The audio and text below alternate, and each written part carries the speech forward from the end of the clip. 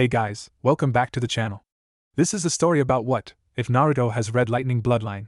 Before I start, please support for more amazing content, and do consider subscribing to my channel and share this video with your friends. This is written by Wixeron and link in description and support writer. Let's start the video. Prologue, Lightning Personified. Konoha. A 6-year-old Naruto was fuming and stomping around his apartment in anger. Why he was angry? Well, given the state of his life, it's pretty much justified. Being only 6 years old may have been a factor. What are the odds of being one of, at most, 9 people in the world to have a monumentally powerful demon sealed inside of them? Naruto's got one. Some might consider a hidden reserve of monumental power a good thing. The only problem for Naruto was, he was hated for it. Granted, the hatred wasn't directed at him but to the demon fox, but he still got hated by proxy. Unfortunately, as the only logical outlet for that hatred, Naruto spent most of his life getting treated like a whore in a nunnery. What made this oh so worse was, the damn demon fox could talk to him. Not to mention that the stupid demon in question got his kicks out of the pain and suffering that comes with the life Naruto led. Wahahaha. Yes. Hurt the child even more. His pain fuels me, said Demon roared in his head while eating imaginary hated villagers like eating popcorn. Oh, you love it, don't you? Naruto said to himself. They said that one of the things that will shape you in life was friends, or rather the people around you. The Kyuubi was no friend, but unfortunately, was the closet thing Naruto had literally and figuratively. And Kyuubi was a bad influence. Of course. I would rather watch you tear the villagers apart, but you don't. So this is the only entertainment I have, but beggars can't be choosers, said the demon, and Naruto growled. Why? Why is my life like this? Was I a murderer in a past life? A rapist? What did I do to deserve this? Naruto screamed to the ceiling. You were my kid before this, Kyuubi said, and Naruto gasped. What? Naruto said loudly. Just kidding. Muahahaha. Kyuubi laughed the laugh of the clinically insane. Fuck you, Naruto roared. Well, if you want me so badly, come here then and rip the seal of my cage. Then I'll let you fuck me in any way you want, Kyuubi said. You're a boy. Male. I don't do men, Naruto said and tried to tear his hair from his head in frustration. PFT, you wish. Just because I'm the strongest demon, does that mean I'm automatically a male? Sexist, Kyuubi said. Huh. Was all that Naruto could answer. What the heck does Kyuubi mean? Does that mean that the Kyuubi's a girl? What do you mean? Hey. The Kyuubi stayed silent, however. Oh well, I finally get some peace of mind at least. Naruto sighed. Small house somewhere in Konoha. A large crowd of ninja gathered in a small house, quietly plotting. Soon, a prominent figure, no doubt their leader, rose and the crowd grew silent. Finally, the time has come for us to avenge our loved ones, the man said. He wore a cloak and an Oni mask so as not to compromise his identity. But how are we going to do it, leader? A random ninja asked. We won't be able to make a move on him with the ANBU protecting him. We're just regular ninja. Ah. That's where my genius comes to play, leader said and took out a scroll. I have managed to acquire for myself a forbidden assassination technique from Kumo. The crowd gasped. Yes, my comrades. This technique is the perfect for assassination, leader said to the stunned crowd. What does it do? Another random ninja asked. The skill works like this, leader began to explain to the enraptured crowd. The technique was named as the lightning technique, God's divine wrath. It works like this. A custom target seal is made and placed on the target, marking them for death in a very literal sense. Then, the caster will create another seal for them to channel their chakra into in order to initiate the technique. A storm cloud will appear above the target and strike them with lightning. In essence, you could say that it was the almost perfect assassination technique. The lightning bolt is such a powerful force of nature that only a charred corpse will be left, and the target seal would be eradicated, leaving no proof. There was also the added bonus of the technique not using lightning-natured chakra, which could be traced, but an actual thunderbolt, which was faster, more powerful, and untraceable. These two factors combined would leave people thinking that it was nature or God's wrath that killed the target, and not an assassin. However, the technique wasn't without its disadvantages. The first was the use of the target seal. The target could realize that he was tagged with a weird seal he had never seen before and might be able to do something to disrupt it. The second was the preparation time. Manipulating weather patterns to set up a thundercloud took time. The third was its area of effect. Its efficiency was greatly reduced when the target was indoors. Well, that makes sense. Would you go out when there's a storm outside? No. If you do, then you almost deserve a lightning bolt, naturally or not. Also, the range was within the storm cloud. It was true that you can't outrun lightning, but you sure as hell can outrun its storm cloud. So if the target is out of the storm cloud's range, then it will be useless. The fourth is the amount of chakra needed and its range. The farther the caster was from the storm cloud, the more chakra is needed and the longer it will take to form the cloud. Ah! What a splendid technique. It fits the boy's punishment. A punishment from God. A random ninja said, and everyone nodded their heads in agreement. So, what are we waiting for? We must begin preparations immediately, leader said, and everyone cheered. Naruto was pissed again. All because of the stupid villagers. First, he tried to buy some milk from a store. The store owner decided to sell him the expired ones even though he asked for the good ones and was close to begging the jerk. But no! He wouldn't relent, and Naruto threatened to call Sarutobi on him.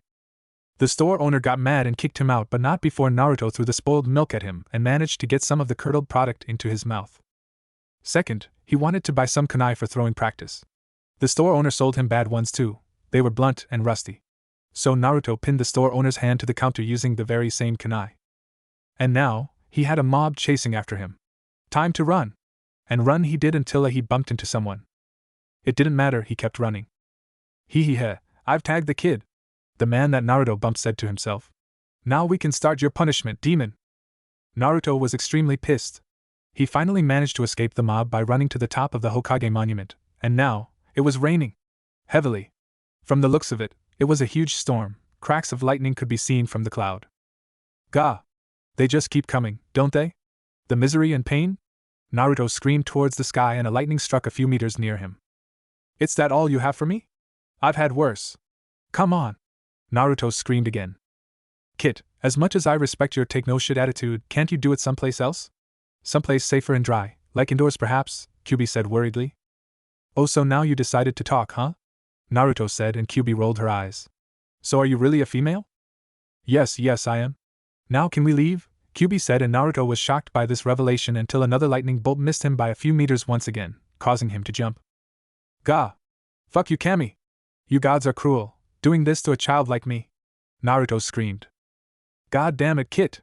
You're going to get fried if you stay here. And would you stop cursing the gods already? Kyubi said. She may be the strongest demon, and in her release form, lightning like this was just an itch. But when you're stuck inside a kid and have the majority of your powers locked away, a simple lightning strike can kill you. Cracks of lightning started to converge into one, and a bright ball of lightning could be seen hovering above them in the cloud. Kyubi's eyes went wide, knowing what would happen. I don't care.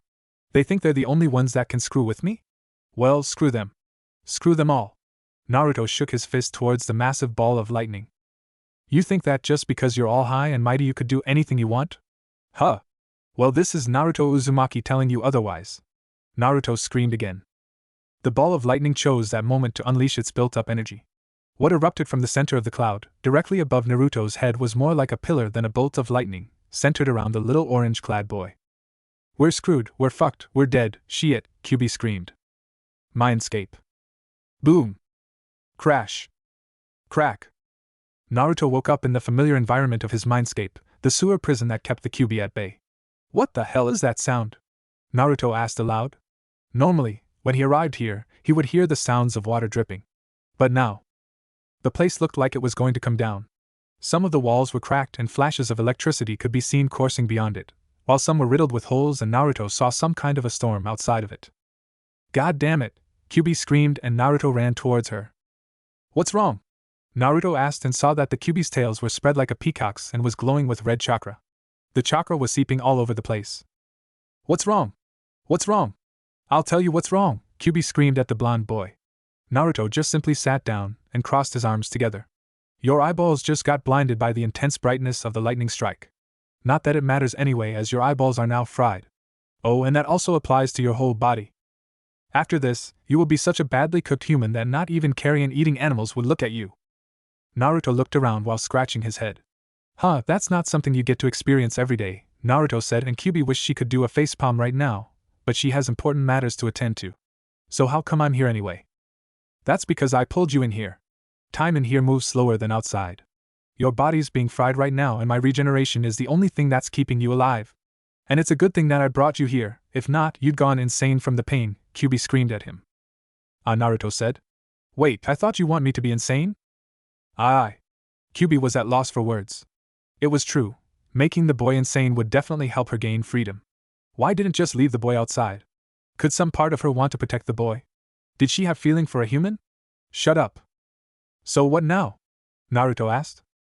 I'm kind of busy here, Kyubi screamed at him. It was true, in the real world, the freak lightning strike that hit Naruto lasted quite a while. It didn't just hit Naruto for a second or two, but enshrouded him for full 10 seconds.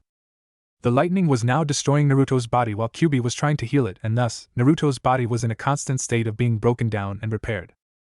Right now, Kyubi was pumping 8 tails worth of chakra through Naruto's body to keep the regeneration going strong enough to try and keep Naruto's body together. Sorry kid, either you die as a human, or live as a demon, Kyubi said. Naruto was about to speak when Kyubi released a sudden burst of chakra that sent Naruto careening back into the real world. Sarutobi Hiruzen was as usual, doing his most hated job, paperwork. He desperately wished something exciting would happen to pull him away from doing the job. Today he got his wish. It seemed that a mob had gathered and chased one of his charges around the town. It's been a while since this happened.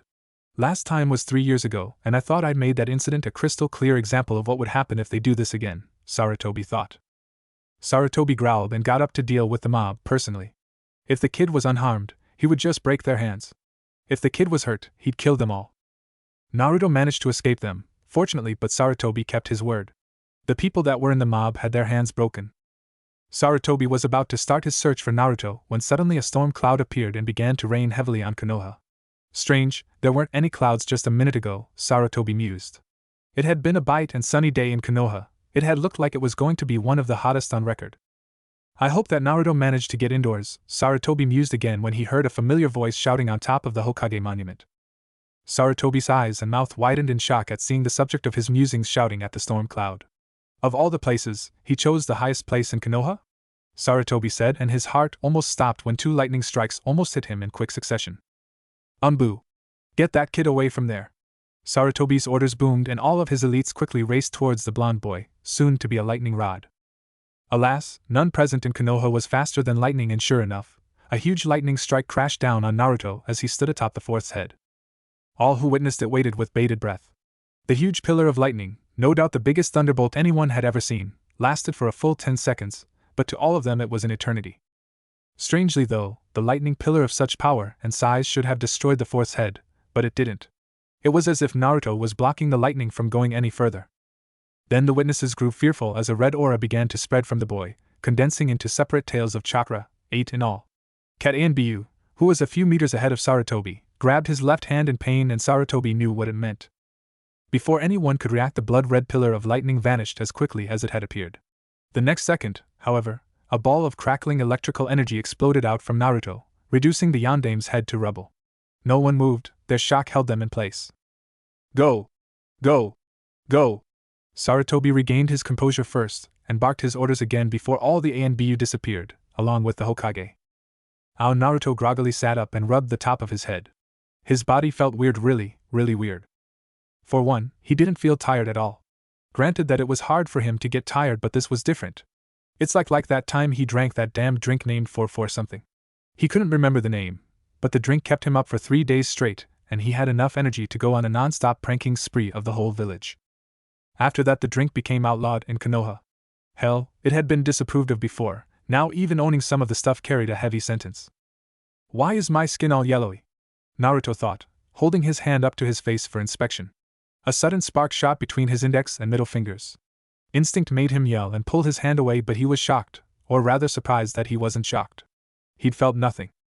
Looking down at his, now semi-naked body, he realized that he could see sparks jumping all over the place, even running across his skin and arcing from his limbs to the ground. Having a weird idea, Naruto reached out in front of himself and was even more surprised when his arm extended beyond his normal reach, despite the fact that some part of him expected it to happen. What? Awesome! Kyubi, did you do this? Naruto asked. Shut up, Kyubi said before she went silent. Naruto shrugged it and waved a fist to the sky. Ha! Take that, you stupid gods! I took the best shit you got, and I came out of it like a boss. Naruto screamed, and he heard the Kyubi groaned inside him. Just then a breeze carrying a weird smell flew into his nose and caused an itch. Naruto rubbed it, but this only irritated his nose even further. AAA. Naruto! Sarutobi screamed and gained Naruto's attention, but it was too late. Oh, grande Shicho! Naruto sneezed hard, a loud crack was heard and Naruto was gone in a yellow lightning. Naruto? Naruto! Sarutobi screamed to the heavens. The same small house somewhere in Konoha. The crowd of ninjas were all sprawled on the floor, all of them dead or dying from chakra depletion. Finally! Revenge is served, leader said with his final breath before joining his comrades. An island near Kiri. A lightning bolt slammed into the ground, hard, and Naruto appeared, face down. Ugh, what now? Naruto raised his head and viewed his surroundings. This didn't look like Konoha. Oh, I see you're not done, are you? Naruto got up and shook his fist to the skies again. It's that all? A small storm cloud appeared above his head and began to launch miniature lightning bolts at him. What the? Is that it? Naruto said and cupped his mouth with his hands, trying to hold back his laughter. Come on. I ate your freaking godly thunderbolt. And now you send me this? Naruto said before he burst out laughing at the storm cloud's efforts to harm him. After he had his laugh, Naruto realized that the storm cloud had disappeared and his skin had also turned back to its normal, fleshy self. In other words, he no longer looked like a living lightning bolt. Hey, he thought, could that be what I am? A living thunderbolt? Taking another look at himself, he realized one more thing that drove the question of his new super awesome electric skin thing to the back of his mind. Why the hell do I look like a 12-year-old? He shouted to no one in particular. Kiri, did you do this? Still no reply. And I'm naked too. So now that you know you can't hurt me, you decided to attack my dignity instead? Bastards! Naruto said, and he shook his fist to the sky again. The small cloud then appeared again, and assaulted him with lightning and rained on his head. Alright, fine, not a problem anyway, Naruto sighed as his head was drenched and turned around and saw. A red-headed woman was staring at him with her mouth wide open. They both stared at each other for a moment, but it felt like an eternity. Suddenly, the mini-storm cloud released a huge thunderclap, which brought the both of them back to the real world. Naruto was scrambling his head for an answer that hopefully wouldn't cause the woman to inflict bodily harm on him. Fortunately, an answer came up. I just got back from a nude beach, Naruto said with a smile. Chapter 1, Demon Body Human Heart. An island near Kiri. I just got back from a nude beach, Naruto said with a smile. The red-headed woman, however, closed her gaping mouth and glowered at him. The red-headed woman looked to be in her 20s or so, Naruto thought. He couldn't really pinpoint the exact number. Oh well. The woman, however, has what has to be the weirdest hair he ever seen in his life. Her hair was red but not really red. More like auburn-colored and was waist-length. She has light green eyes, however, has 4 long bangs and one of it covered her right eye. Naruto wondered why it covered her eye. Maybe she has a scar on her right eye. She also has large breasts. She was wearing a plain blue shirt and short black pants. Judging from her sweating, she must have been exercising or maybe training prior to Naruto's arrival. There's no nude beach around here, the redhead said. And did you just travel using lightning? There's no one here when she and her family moved here before, so they can safely say that this was a private island, property of the Terumi clan. But more importantly, the kid just got here by lightning. Well, of course not here. I just got back from it to here using the lightning. Naruto cooked up another lie again, and the woman glowered harder, knowing that it wasn't the truth. Naruto realized this and decided to be smart about and scratched his head. Okay, I wasn't from a nude beach. I was from my home. Can I at least have something to cover myself? If there's one thing I know about being a guy is that being naked in front of a woman tend to have a 50-50 chance of getting his balls kicked in, Naruto replied. Why should I give you anything when you're a stranger? And naked too? The woman crossed her arm across her busted chest. Oh, that's right. I'm Naruto Uzumaki, Naruto said with a smile. The woman's eyes widened for a moment. Uzumaki? But they were destroyed ages ago. Well, not the whole clan but only their country. But the kid's not a redhead, is he really is an Uzumaki? The woman thought. She may sound a little paranoid, but can you blame her? Her life so far wasn't a fairy tale, and the kid's weird. He just got here using lightning. And Mei hated lightning. That tended to make you a bit paranoid. Mei decided that maybe she could try to be civil to the kid for the moment. Mei Terumi, Mei said, and Naruto's smile grew wider. And now we know each other's name, so that doesn't make us strangers anymore, right? Naruto said with a smile, and Mei raised an eyebrow at him. Come on. My little junior's feeling weird, okay? And I think this situation is making him weirder. Naruto said, and he pointed down to his crotch, and Mei looked down to see. Oh. That's on a kid like him? Mei stammered in her mind. Fine. Follow me, she said with a blush and turned around and started to walk. However, what Mei didn't saw was that the moment she turned her back on him, Naruto's smile faded and a depressed look replaced it. Naruto looked at his arms, which cackled with lightning, and sighed before going after Mei. Naruto Uzumaki, Naruto said to 2 more people in front of him. Currently, Naruto, Mei and what has to be her two relatives, probably parents, are in front of a small house. Mei quickly got inside and appeared moments later with man's clothing for him. Naruto then quickly wear it, but he realized that it was too big. It probably belonged to the man in front of him. The man has brown hair and a ponytail, black eyes and vertical scar on his right cheek. He wore a black plain kimono and crossed his arms in front of his chest. The man looked to be in his 30s, and judging from his body language, he's a warrior. Takeshi Terumi, the man said in a deep voice, and Naruto realized that Takeshi was looking him over from head to toe. The other person was a woman standing beside Takeshi.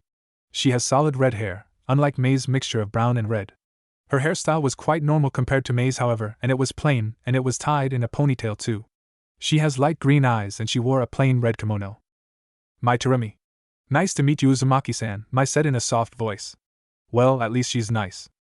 So what brings you here? Takeshi asked, and Naruto scratched his head. A sneeze?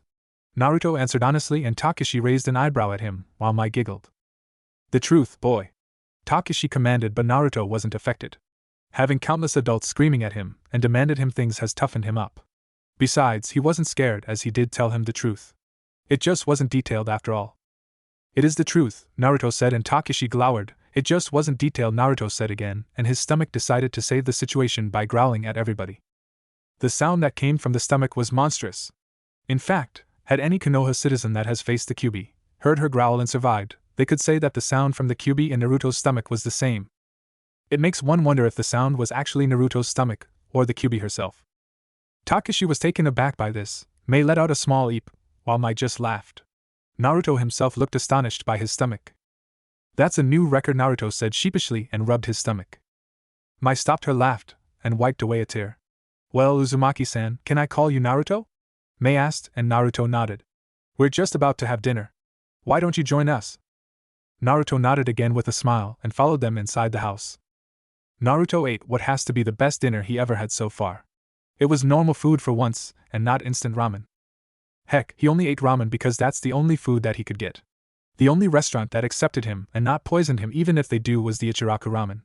And that place only sells ramen. So now you know why he liked ramen so much. He didn't have much choice in the matter. It's been ages since he had rice. Seconds, please. Naruto asked and held his bowl at Mai, and she filled it with rice and smiled at him too. This action made Naruto felt good because no one has ever done this for him before. Mai gave him back his rice bowl and Naruto just stared at the harmless food in his hand. What's wrong? Is there something in the rice? Mai asked with concern, and Naruto shook his head and smiled at her and resumed eating. Mai, however, saw his eyes in the brief contact they had. It was teary. So, Naruto, how exactly you got here? Mei said you arrived in a lightning, Takeshi asked, and Mei, who has changed into a plain blue kimono, nodded. I don't know. I got hit by a lightning strike and after that, I somehow survived. And then I sneezed and the next thing I know, I was in front of your daughter, Naruto replied. Naruto didn't feel comfortable telling them the whole truth yet. Sure, they were nice people, but Naruto has been fooled by kindness before. And yes, Mei is the daughter of Mai and Takeshi.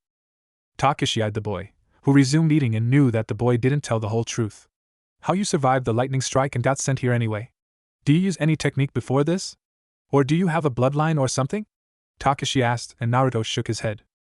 Well, you do have a bloodline now, the demon inside him said, and Naruto perked up. This gained Takeshi's attention, but Naruto gave him a weak smile and resumed eating. You finally said something? What happened?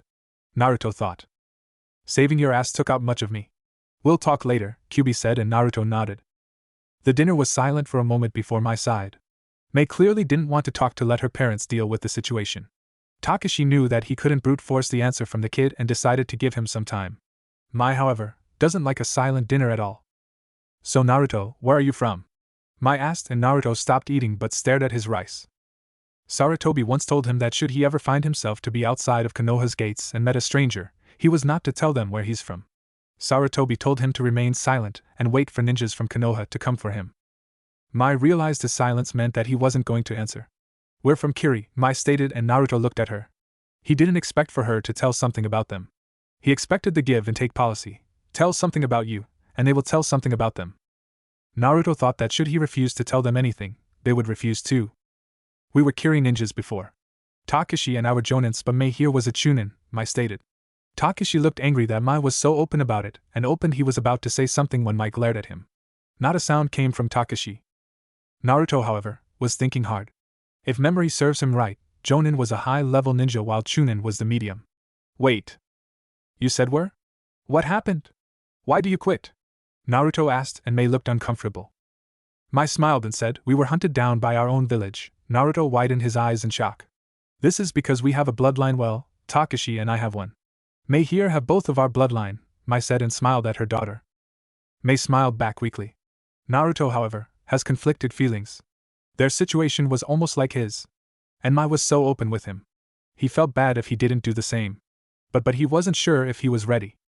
Did you run away because of what you have inside you too? Mai asked and looked at him. Naruto perked up, shocked at her deduction. Mai then smiled at this, knowing her guess was right, and Naruto looked away. He felt uncomfortable at how easy it was for Mai to see through him. Suddenly, sparks of lightning arced from him, gaining everyone's attention. At first, it was small, but then larger ones started to appear. I'm sorry, Naruto said and dashed outside. Everyone was silent for a moment before Takashi spoke. So what do you think? He's not from Kiri, that's for sure. His reaction shows that he didn't know about the purge, Mai answered. Kumo then? It seems to me that his bloodline is lightning-based, Takashi asked again. I'm not sure if he really is from Kumo. But yes, his bloodline revolves around lightning, much like the Hozuki clan is revolved around water, Mai stated. So what do we do with him? Mei asked uncomfortably. Mai looked at her and smiled. We'll let him cool down for a moment, Mai said. And if he decided to leave? Mei asked again. Then that is his choice, Takashi stated. If he arrived with lightning, I doubt there's much we could do to stop him from going anyway. Mei didn't say anything but replied with a dissatisfied look. Arg! Naruto screamed as he let out another blast of lightning at the water. God damn it! He said while releasing another blast. He was at the beach now, releasing his pent-up anger in the form of lightning towards the water. Naruto was having a lot of conflicted feelings right now, and his newfound abilities didn't help either. Kit, Kyuubi said, and Naruto closed his eyes. What? Naruto asked internally. What were you thinking back there before we got hit by the lightning? Why didn't you run away? Kyuubi asked. Why do you care? Naruto asked. Because it seems to me that you were trying to commit suicide. I don't believe that you're dumb enough not to take cover, especially when two lightning almost hit you, Kyuubi stated in an angry tone. And now look what happened to you. Weren't you supposed to be happy? I did gain a bloodline after all, Naruto said. A part of me is happy, yes. But another part isn't. We could have died back there, Kyuubi said angrily. Well, sure, this happened because of me. But all of this shit wouldn't happen if it weren't for you in the first place. Naruto screamed at the sky angrily, and arcs of lightning started to appear from his body. If it weren't for you, it wouldn't be up there on the Hokage monument in the first place. The Kyuubi growled for a while before going silent, and Naruto was again confused. Kyuubi usually took everything that Naruto threw at her. Cursors, blames, threats, and she usually responded with her diabolic laugh of hers. But now. Hey, a voice said, and this surprised Naruto, which caused him to involuntarily release the burst of lightning. Kaya! Mei screamed, and Naruto quickly got up to see that she was on the floor. She was electrocuted by his burst, but she wasn't badly harmed. Shit! I'm sorry! I didn't mean to, Naruto said and went at her. This, however, proved to be a mistake as more lightning strikes Mei. Mei screamed again, and Naruto backed away, and the lightning stopped hitting her and instead, arcing to the ground. Naruto looked horrified at what he has done while Mei groaned in pain. I didn't mean to. I can't control my powers yet. Fuck you, Mei said while getting to her feet. You shouldn't have come here. I fucking hate lightning. I hate the thunder and I hate the storm. I hate you, she said before running back to the house. However, Naruto saw something in her eyes before she left, fear and hatred. Naruto slumped to the floor and held his head with his hands and ruffled his hair roughly, sending large arcs of lightning everywhere. Growling fuck. His life was messed up before this. And now, it was surely destroyed. Hey, Naruto heard a voice said, and he turned to look at the source. It was Takashi. Sorry about her. She wasn't always like this with other bloodline users. Your case was special after all, Takashi explained. Great, everything is about me, is it? Naruto said angrily. Kami seemed to hate him very much. First to put the demon inside him, turn him to lightning, send him to a place where there are people like him in a way, but only to have one of them hate him because of what he is now. Maybe, Takashi said and sat down in front of him where the lightning didn't reach him. She has a bad past involving thunderstorms. They both looked at each other for a moment before Naruto asked. How bad? Our clan was purged during a thunderstorm, Takashi said with a grim line. And not just ours, other clans were destroyed during thunderstorms too. Naruto's eyes widened at this. Our enemies doesn't have any bloodlines and they knew that fighting us straight on would be a disadvantage to them. So they decided to assassinate us during the thunderstorm. Naruto groaned and shook his head again. Great, so she must think that I have something to do with the storm. Naruto thought angrily. And then Naruto realized the real reason why Mei hated him. She must have thought that I'm here to kill her and her family. Naruto thought, and he clenched his fist. Takashi got to his feet and turned around. Don't beat yourself about it, kid. It's not your fault. And I don't blame you for it, Takashi said, and Naruto felt a bit better. Come inside and sleep this through, Takashi said and walked away. Naruto reluctantly got up and went after him. Kami just kept throwing shit after shit at him, and it doesn't seem to stop anytime soon. The next day wasn't any better. Kyuubi still kept silent. Mei avoided him while Mai and Takashi went out of the island to get supplies. So he was left alone to ponder about his situation. Like how to control his newfound powers. So far he hasn't had much luck. It turns out that his lightning powers are very much related to his emotions. Get angry and big-ass lightning bolts appear. Get happy, well, he hasn't much luck on being happy yet. And he still doesn't know whether he can turn into pure lightning again or not. It seems that being pure lightning is his way of moving large distances in a short time. But there came he question, even if he can travel, where would he go? For years he dreamed of running away from Konoha, but to where? Was the outside world better than Konoha? He didn't know. Hey, Mei called out to him. Naruto turned around to see her in her training clothes again, but this time, there were bandages on her skin. Time for dinner, she simply said and walked away. Naruto sighed and followed suit. Dinner that night was uneventful. Mei was silent the whole time, and so was Naruto. Mai, the ever-silent hater, chatted with her husband. Mei finished her meal quicker than usual and excused herself. Naruto also excused himself to catch up after her. Both Mai and Takashi shared worried looks, but they decided to let things happen first. Wait, Naruto said to Mei in the corridor to the rooms. Mei stopped but didn't turn around to face him. Naruto sighed and spoke. I want to say that I'm sorry for hurting you. Mei didn't respond. So I'm sorry for hurting you. That's all, Naruto said and was about to walk away when Mei spun to face him. I don't care about your apology, Mei said, her voice seething with anger. Naruto raised an eyebrow at her. I want you to leave. What? Why? Naruto asked back. Is it because I hurt you? I didn't mean to. Really? Or is that just an act? Mei shot back and Naruto was surprised, but he knew what she meant. I'm not a ninja. I just got my powers, alright? Naruto said through gritted teeth, angry at the accusation. You expect me to believe that? A lot of ninjas already reached Chunin at your age, Mei said. I'm not. I'm only 6 years old, Naruto said, and Mei scoffed and crossed her arms. Really? A 6-year-old in a body of 12 years old? Mei said, disbelieving. A lot of shit happened to me, alright? Naruto countered and Mei looked away, still not believing him. This angered Naruto even more. It's not fair to blame me for the deaths of your clan. I didn't have anything to do with it, Naruto stated. It doesn't have to be you, Mei said without even looking at him, and Naruto's clenched his fists in anger. But you're still blaming me for something I didn't do? You're a fucker, you know that? Naruto said and received a right hook from Mei. Naruto stumbled to the wall but quickly stood up again and glared at her. You don't know anything. You don't know the kind of shit that I have to go through, Mei said through gritted teeth. Naruto spat blood on the floor near her feet before glaring at her again. That's true. I didn't know the pain of losing loved ones, but that's because I don't have much to lose in the first place. But that doesn't mean I don't know shit about suffering, Naruto said in anger, but Mei wasn't affected. What does he know anyway?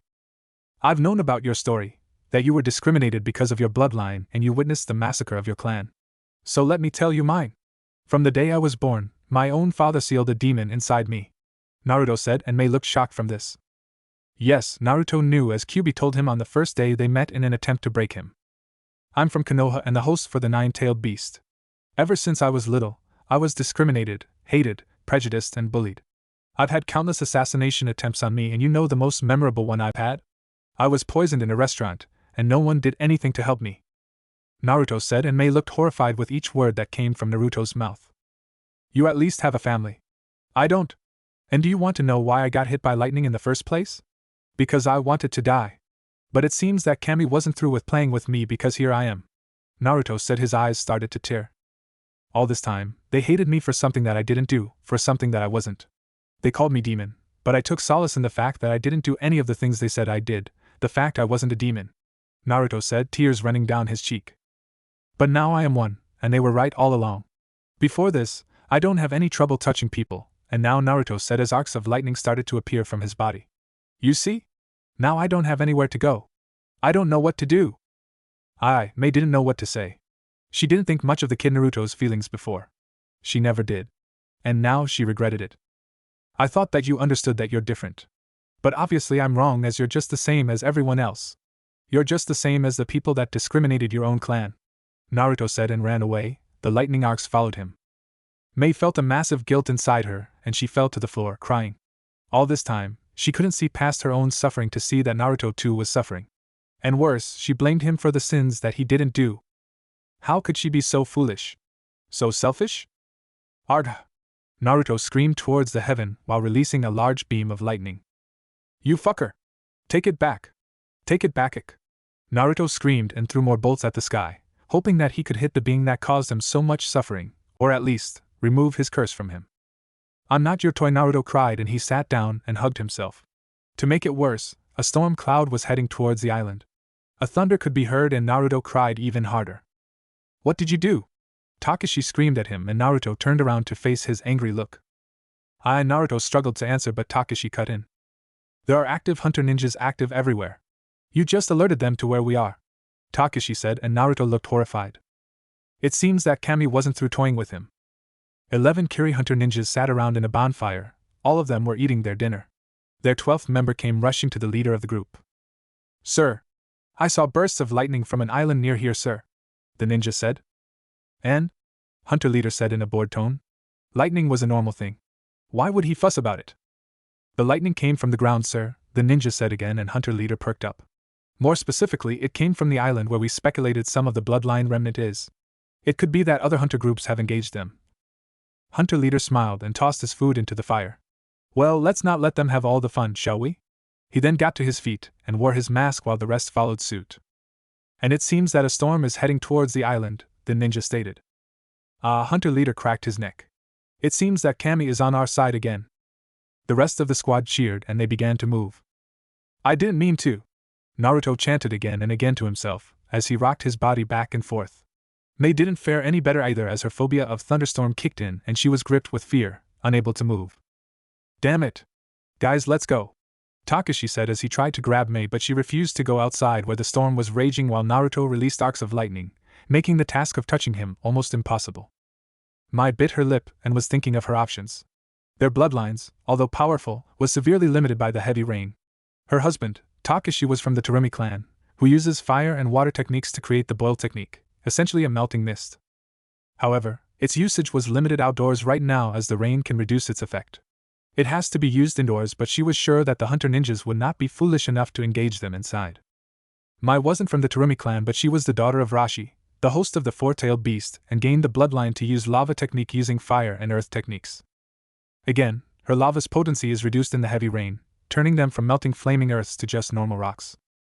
She didn't have much time to think about it further as numerous water dragons slammed the house, destroying and flooding it. Damn it! We have to do something. We have to fight, Takashi said, and Mai agreed. They may not be able to use their bloodline now, but they have other elements too. Takashi and Mai soon disappeared in flame flickers, leaving Naruto and Mei alone.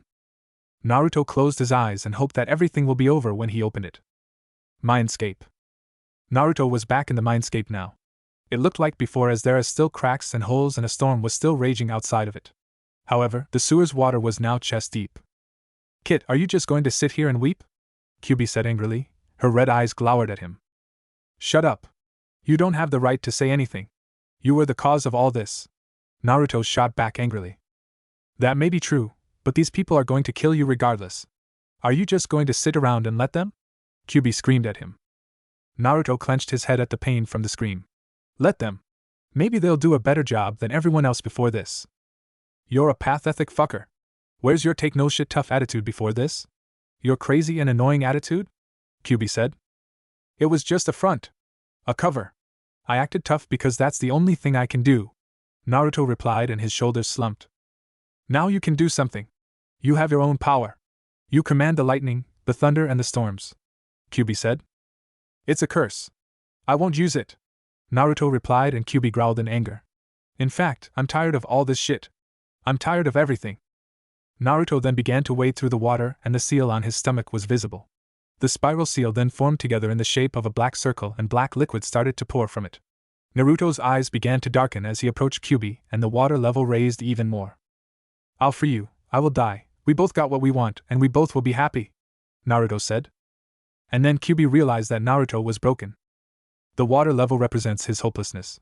Once it reaches over his head, he will drown and he will be consumed by negativity, Kyuubi thought as Naruto inched closer towards the gate. I've dreamed of this moment. The moment where the boy was crushed by the intense negativity placed upon him.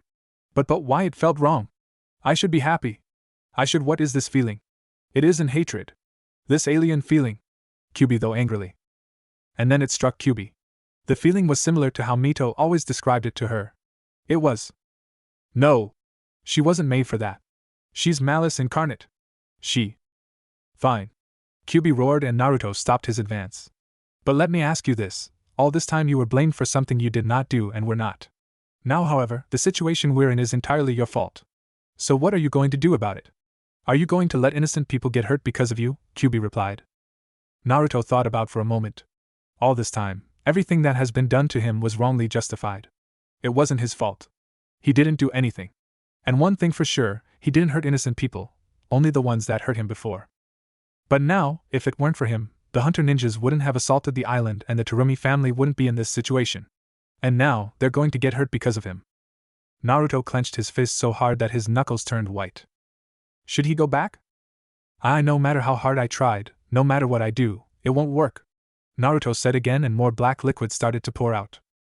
Then die trying instead of quitting. Die on your feet and not on your knees. Kyuubi screamed with such force that Naruto was blown backwards. Naruto got to his feet and stared at Kyuubi for a moment before turning back. Once Naruto was gone, the water level started to recede a little bit. Kyuubi, for some reason, felt happy that the boy wasn't truly broken yet. Mai and Takashi were now tied by multiple water whips around both of their arms by 4 hunter ninjas, but they managed to kill 4 of them before they were overpowered. And now, they were at their mercy. Well, look at what we have here. The last Terumi and his wife, Hunter Leader said while a lightning flashed across the sky and was followed by the thunder. Racist scum, Takashi said. AUW, that hurt my non-existent heart, Hunter Leader said in a mock voice and the boys laughed. He then walked towards Takashi and punched him in the guts. Takashi didn't show any response when Takashi punched him again and again until he coughed up blood. You killed my boys, Hunter Leader said. I don't like that. You killed my clan members, Takashi replied. I don't like that. Hunter Leader smiled at the comeback. Well, no matter, you'll be dead anyway. And who knows, maybe we can have some fun with your wife. You did train her well, did you? Hunter Leader grinned at him. You fucker! Takashi spat at him, but it was blocked by the mask. Hunter Leader wagged his finger in front of Takashi. TCH. I planned to be merciful by having you killed first. But now you will die last, Hunter Leader said as he moved towards Mai instead. You monster! You let her go! Takashi screamed and Hunter Leader was about to touch her when a voice screamed and gained everyone's attention. Let them go! Naruto screamed from the top of the house. Oh, so the son decided to play hero, eh? Well, sorry you're about to lose that game, Hunter Leader said. Sorry, I don't deal with dead people. He screamed this time to make sure Naruto heard him. Naruto gritted his teeth while thinking about what he has to do to help them. But he could do much as 2 hunter ninja appeared from his sides and launched water whips at him. The water whips managed to wrap his arms and Naruto was tied just like Mai and Takashi. Naruto smirked and let loose a torrent of lightning from his body. The lightning traveled to the ninjas using the water whips and electrocuted them. Hunter Leader growled at this and motioned to the ninjas that were binding Mai and Takashi. In a swift motion, Mai and Takashi were brought together and tied using physical ropes. Naruto stopped his flow of lightning, but he was disappointed to find that the ninjas still held on to him. The ninjas were weakened, but the attack wasn't enough to down them. And what's more, a ninja brought Mai out of the house and tied her next to her parents. Well. Looks like we got a package here, eh boys? Hunter Leader said and his ninjas snickered. Hunter Leader then sighed before taking out 3 kunais. I told you, you're going to lose this game. He then threw the kunais at Naruto. The first 2 struck his torso while the last was aimed at his mouth, but Naruto managed to bite it to stop it. He then spat the bloodied kunai out. A word of advice, fuckers, you shouldn't play out in the storm, Naruto said and flared his normal chakra all over his body. Everyone readied themselves for what Naruto was about to do, but what happened next shocked everyone. A lightning suddenly struck Naruto and in the process, shocked his 2 captors to death this time. The 2 charred hunter ninjas fell limply across the roof and slid off to the ground. Naruto, however, absorbed the lightning and his body turned into yellow lightning in the shape of a humanoid, Blitz mode. There weren't any definite markings on his body but except for Naruto's blue eyes, whisker marks and a spiral seal on his stomach. Imagine the 9-tailed chakra mode minus the extra seal markings and facial features, except the eyes, whisker marks and the seal on his stomach. And what's more, there seems to be small and thin lightning pillar, storm tail, connecting him and to the storm. 2 of the ninjas flashed through their hand seals but Naruto was faster and shot out 2 lightning bolts, Derez shot, at them. The lightning bolt hit them square in the chest, atomizing them and made them explode in a shower of blood and very small human parts. What the fuck? A ninja said after seeing what happened. No lightning technique managed to make someone explode so far. Naruto wasn't finished, and in a roar sent his chakra through his storm tail, and lightning cracked the storm cloud. Hunter leader knew what was going to happen and immediately grabbed Mei. Naruto realized this and shot out only 3 lightning strike at the remaining ninjas instead of his planned 4. The 3 hunter ninjas convulsed for a moment before their charred corpse hit the ground with a thud. Alright, that's enough, Hunter leader said as he held Mei hostage with the kunai poised at her throat. Try to attack me and she gets it. Naruto narrowed his eyes at the ninja but he couldn't do anything. The hunter leader was too close to Mei and any lightning attack would hit her too. He was thinking of a way to take him down without hurting Mei when suddenly, she caught his attention. Now power down. Power the fuck down. Hunter leader commanded but Naruto wasn't paying attention to him, but rather to Mei. Her lips were moving as if saying something. Naruto wasn't a lip reader but he followed his conscience to interpret her message. I trust you. Naruto doubted about what he thought but Mei's smile and the look that she gave him confirmed it. Her eyes didn't have any fear or hatred that it harbored before this and Naruto returned the smile. Let's see who's faster, fucker. Naruto then released a large lightning strike behind him that caused a bright flash of light over the sky. Hunter leader stared straight into the flash and his arm that held Mei was involuntarily raised in front of his face to block the bright light. Naruto took this chance to sever his storm tail and leapt forward at hunter leader. One of his arms grabbed the hand that held the kunai and brought it away from Mei and the other hands along with the forearm changed shaped into a sword, lightning sword, and speared through the hunter leader's mouth. The result was that the lightning hand speared through his mask and his mouth until it came out from the back of his head. The momentum from Naruto's leap also propelled hunter leader and Naruto away from Mei until Naruto landed on his foot a few meters away. Naruto panted heavily before looking at the speared hunter leader on his arm. His mask fall off and Naruto saw something that he will remember for the rest of his life. The hunter leader's eyes were wide in shock and horror, as if seeing the Shinigami himself. Naruto was horrified by this and quickly released the head from his arm and it only served to shock him more. His mouth were now gone and was replaced with a large cauterized hole. Naruto backed away in fear from what he has done and turned back to see the result of his work. The charred remains of the ninjas all have the same horrified look on their faces and what's worse, they looked like as if they wanted to scream but couldn't. Maybe it was because the lightning killed them before they could do it, or their voice box was destroyed when they were still alive. And then Naruto realized that he has seen the look before this. It was when the first mob had assaulted him, and he gave into rage that he used the Kyuubi's chakra for the first time. The look of pure horror on the faces of the mob was the same. The look that says that he was a demon. No, no, no! I'm a demon! A demon! Naruto clenched his head and shook it furiously. Mei realized this and quickly untied herself using a small amount of lava and head towards Naruto. Naruto saw this and started to back away. Stay away, stay away. I'll hurt you! Naruto pleaded but Mei continued her march. No you won't, Mei said with a smile and held her hand forward to touch him. Naruto's head was scrambling to think of something to do, something that won't hurt her as his hand inched closer. But he couldn't think of anything. And so he closed his eyes and waited for the inevitable. Only to feel the warm touch of Mei's hands caressing his cheek. Naruto slowly opened his eyes to find that his blitz mode has gone, and he was in his human form again. Mei then pulled him in an embrace and hugged him tightly, and began to sing softly. I had a way then losing it all on my own. I had a heart then but the queen has been overthrown and I'm not sleeping now. The dark is too hard to beat and I'm not keeping now the strength I need to push me. You show the lights that stop me turn to stone. You shine it when I'm alone and so I tell myself that I'll be strong and dreaming when they're gone. 'Cause they're calling, calling, calling me home, calling, calling, calling home. You show the lights that stop me turn to stone. You shine it when I'm alone. Home. Naruto then began to cry in her arms until the fatigue caught over him lulled him into sleep. Naruto woke up to weird feeling that he never felt before. It felt that the whole world was swaying for some reason. Then, he felt another feeling that he knew so well. He immediately got up and found a bucket and released the content of his stomach into it. He then heard a giggle and looked at the voice weakly. It was May. First time in a boat, I see? May asked and sat his bed. I don't get to go out of my village often, Naruto said and leaned into his bedpost while nursing his stomach. I want to say that I'm sorry for everything, May started and Naruto looked at her. I mean, I should have known to treat you better because we're very much the same, you know. We were both hated for something that's inside of us, but I let my fear and my suffering cloud my eyes to you, May said with a weak smile and Naruto looked at his hands. If there's one thing I know from Konoha's people is that when people is suffering, they tend to lick their own wounds and not others. That's what I hate about Konoha's people, well, not all of them. But the point is, they thought that they're the only ones that suffered from the Kyuubi's attack. They always told me about the people that they've lost when they beat me, but do they ever ask me my loss? Naruto said sadly. Some said that they lost their parents, but they never bothered with mine. Some said that they lost their brothers and sister, but I never had them. They at least have the experience of knowing them, Naruto continued and May held his hand.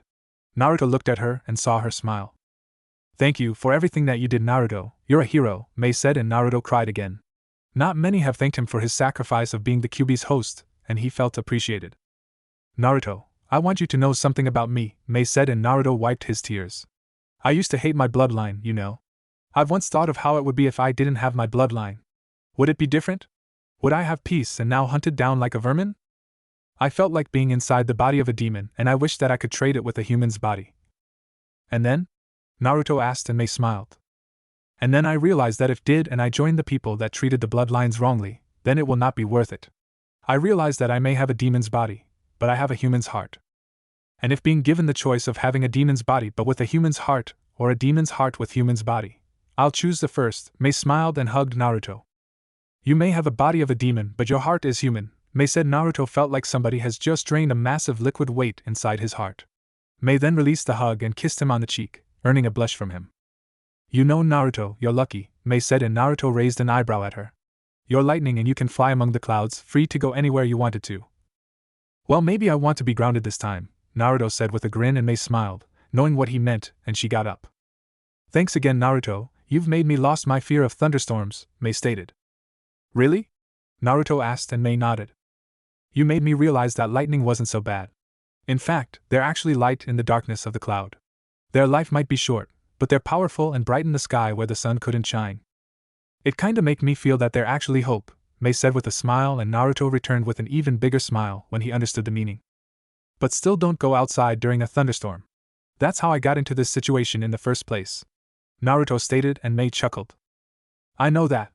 I still have my common sense, you know, May replied and the both of them was silent for a moment, not knowing what to say before Naruto spoke. May, if we can't find a place that can accept us for what we are, then let's create one. A place where our children doesn't need to worry about their heritage and instead, be proud of them, Naruto asked and May grinned. Alright, she said before she got out. Naruto then sighed happily, finally found a place to belong. He was a bit sad that it wasn't his hometown, but he wasn't stupid enough to keep staying there when he isn't wanted. And May's words brought a smile to his lips. How could he forget about it? That there's light in lightning. Maybe, no not maybe. That this power of his was not a curse, but a blessing. And maybe, Kami wasn't such a after all. Chapter 2, Snooze and Lose. Land of Waves, 1 month later. It's been a month ever since Naruto gained his powers, or as the rest would call it, bloodline. It was rocky at the start as he was depressed by it and tried to deny it, but ever since he met the Terumi family, he finally came to accept it. It's like they say, when life gives you lemons, make a lemonade. Except that he got a dragon fruit. Dragon fruit was Naruto's favorite fruit, by the way. Now what's left is to make a juice out of it. Anyway, things have finally turned for the better for Naruto. May doesn't hate him anymore and the Terumi views him as a family member. Naruto finally has a family to call his own. Takashi and Mai treated him as their son and Naruto treated them as his parents. However, Naruto wasn't adopted though, as Naruto insisted on being an Uzumaki. He didn't know why, but maybe it has something to do with Mai. Speaking of Mai, he has this weird feeling for her, but he doesn't know what it is yet. All he knows was that it was a pleasant feeling. Kyuubi snorted at him for this, mumbling something about hormones. Speaking of Kyuubi. Flashback, 25 days ago. Mindscape. Kyuubi, Naruto asked the sleeping giant fox. Well, she wasn't really sleeping, just pretending so that Naruto wouldn't disturb her. Kyuubi didn't react at all. I know you're not sleeping, Naruto asked and sat on the dried sewer. The sewer was nicer than the last time he was here, the walls are repaired and there's lighting in the forms of various lights on the walls. Naruto then scratched his chin, thinking for a way to wake the giant up. They say that you should let sleeping giants lie. Suddenly, he remembered. He met a girl who really liked cats back then at Konoha. The girl sang a catchy tune related to cats that Kyubi found to be very annoying. Nyan Nyan Nyan, New York An, Yen, Nyan Nyan Nyan Nyan, Naruto sang, and immediately Kyubi's ears perked up. Gah! Shut up! Kyubi roared and sent Naruto tumbling backwards. Alright, I'm awake. What is it? Kyubi said angrily. Naruto sat back and grinned. I knew you weren't sleeping, Naruto claimed, and Kyubi sighed.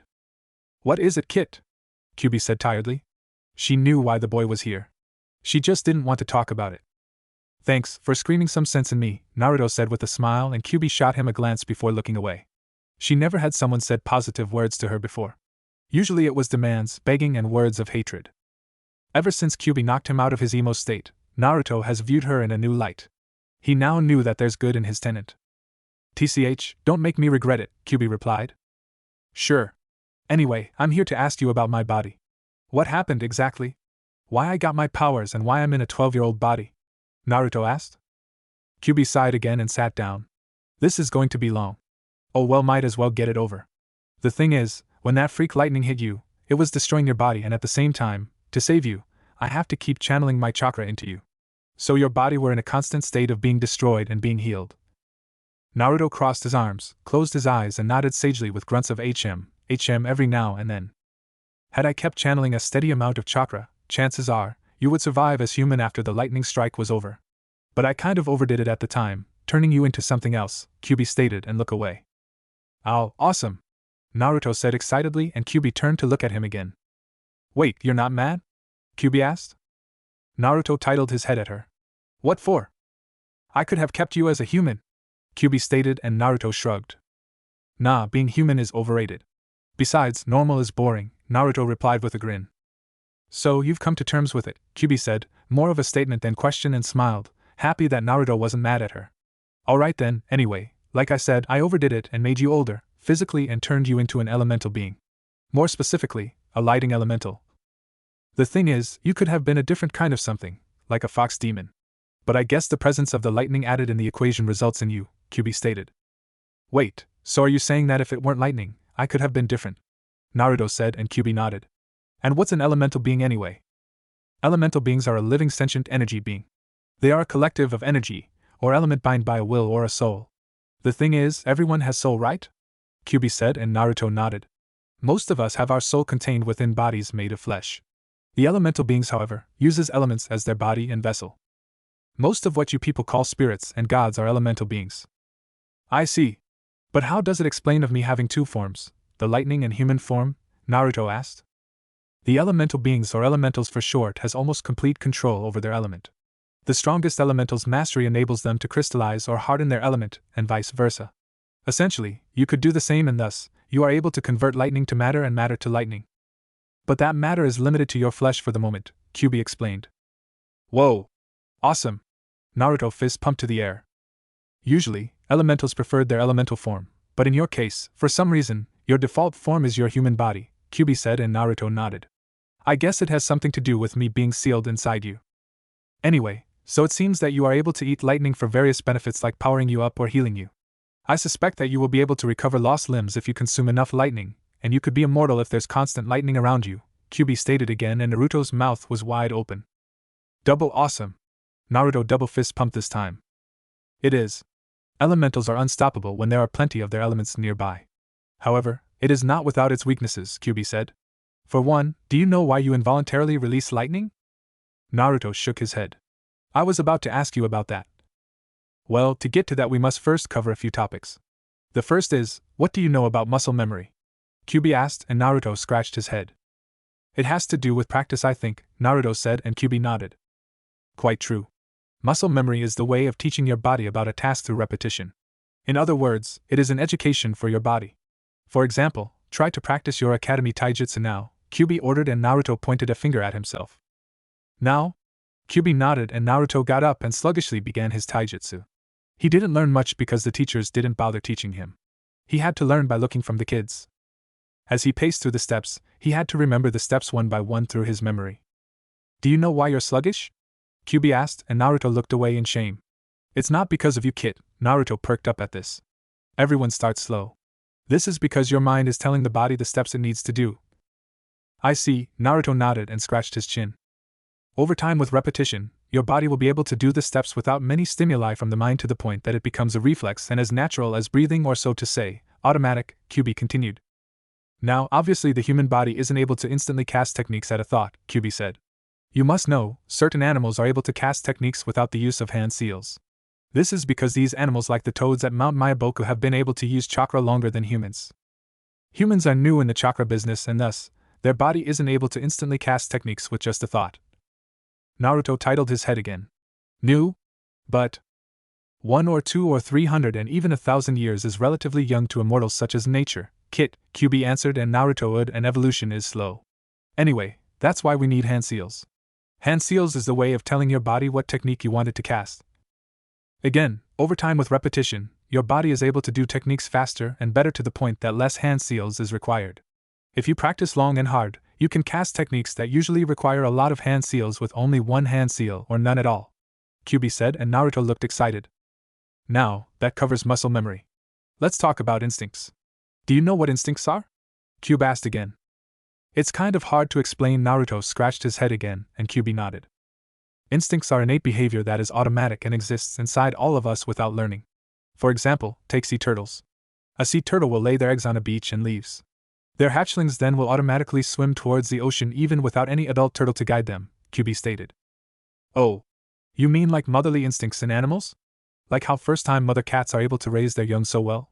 Naruto said, and Kyubi smiled. Exactly. You could also say that talent is another form of instinct. Like when someone said that you have the talent or instinct for killing, Kyubi said, and Naruto chuckled nervously. Now, instinct is what enables certain animals to cast techniques without the use of hand seals like I've said before.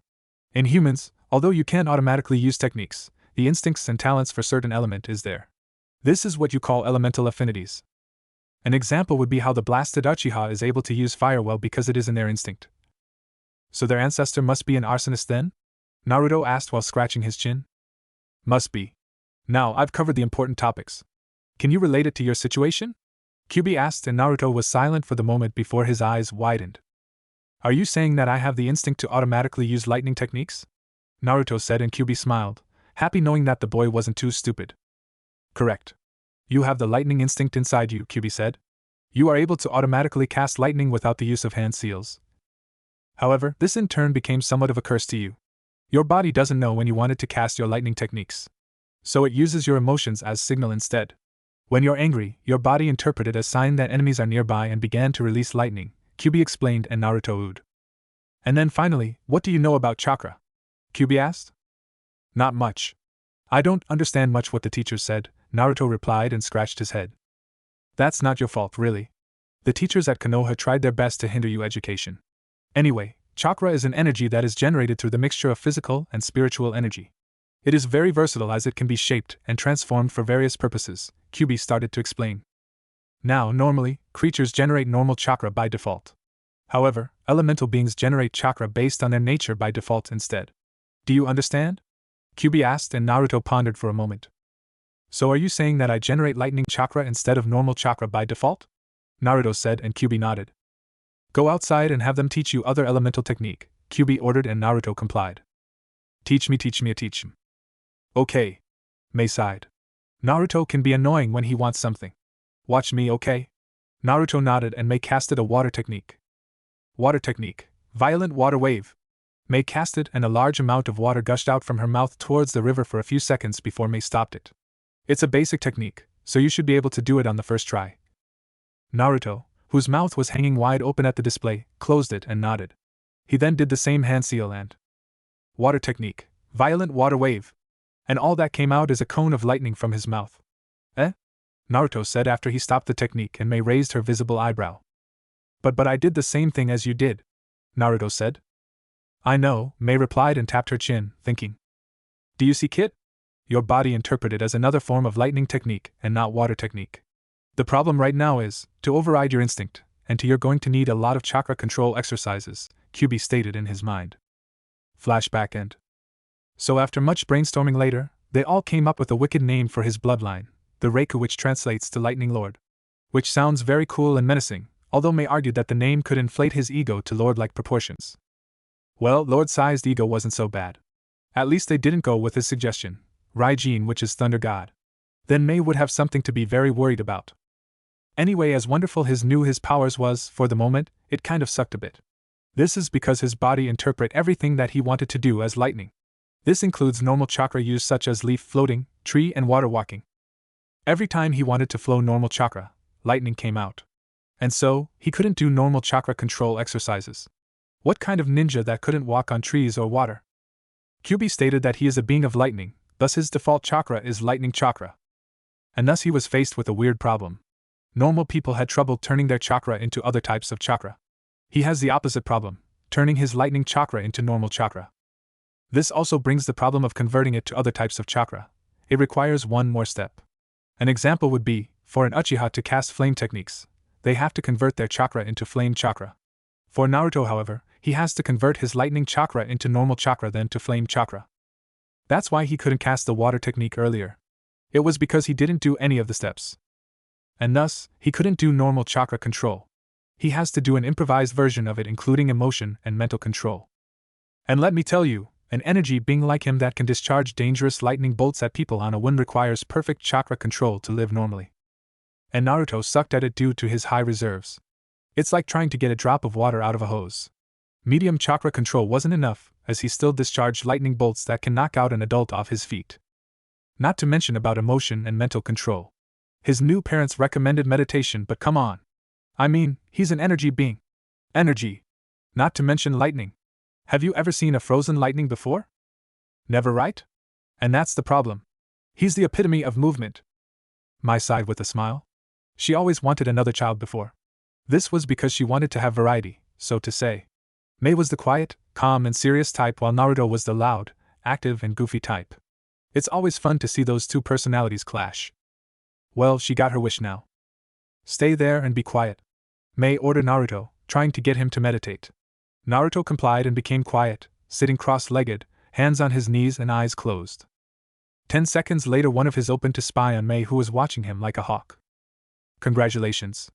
That was 3 seconds longer than last time, Mei said with a sweet voice yet threatening. Care to try longer? Naruto closed his eyes again longer this time.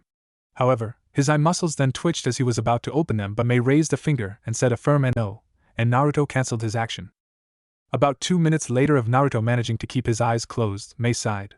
Convinced that he finally got it, she turned around and Naruto immediately rolled on the spot on the ground. Mei noticed the sounds and immediately turned around and saw Naruto was in his meditating pose again, but he was dirty with blades of grass all over him. Mei raised a skeptical eyebrow and decided to test him, and so she turned around again. Naruto rocked back and forth on his butt and held his legs to balance himself this time, and Mei immediately turned around and caught him in the action. What are you doing? Mei asked in her sweet yet threatening voice while Naruto looked at her innocently.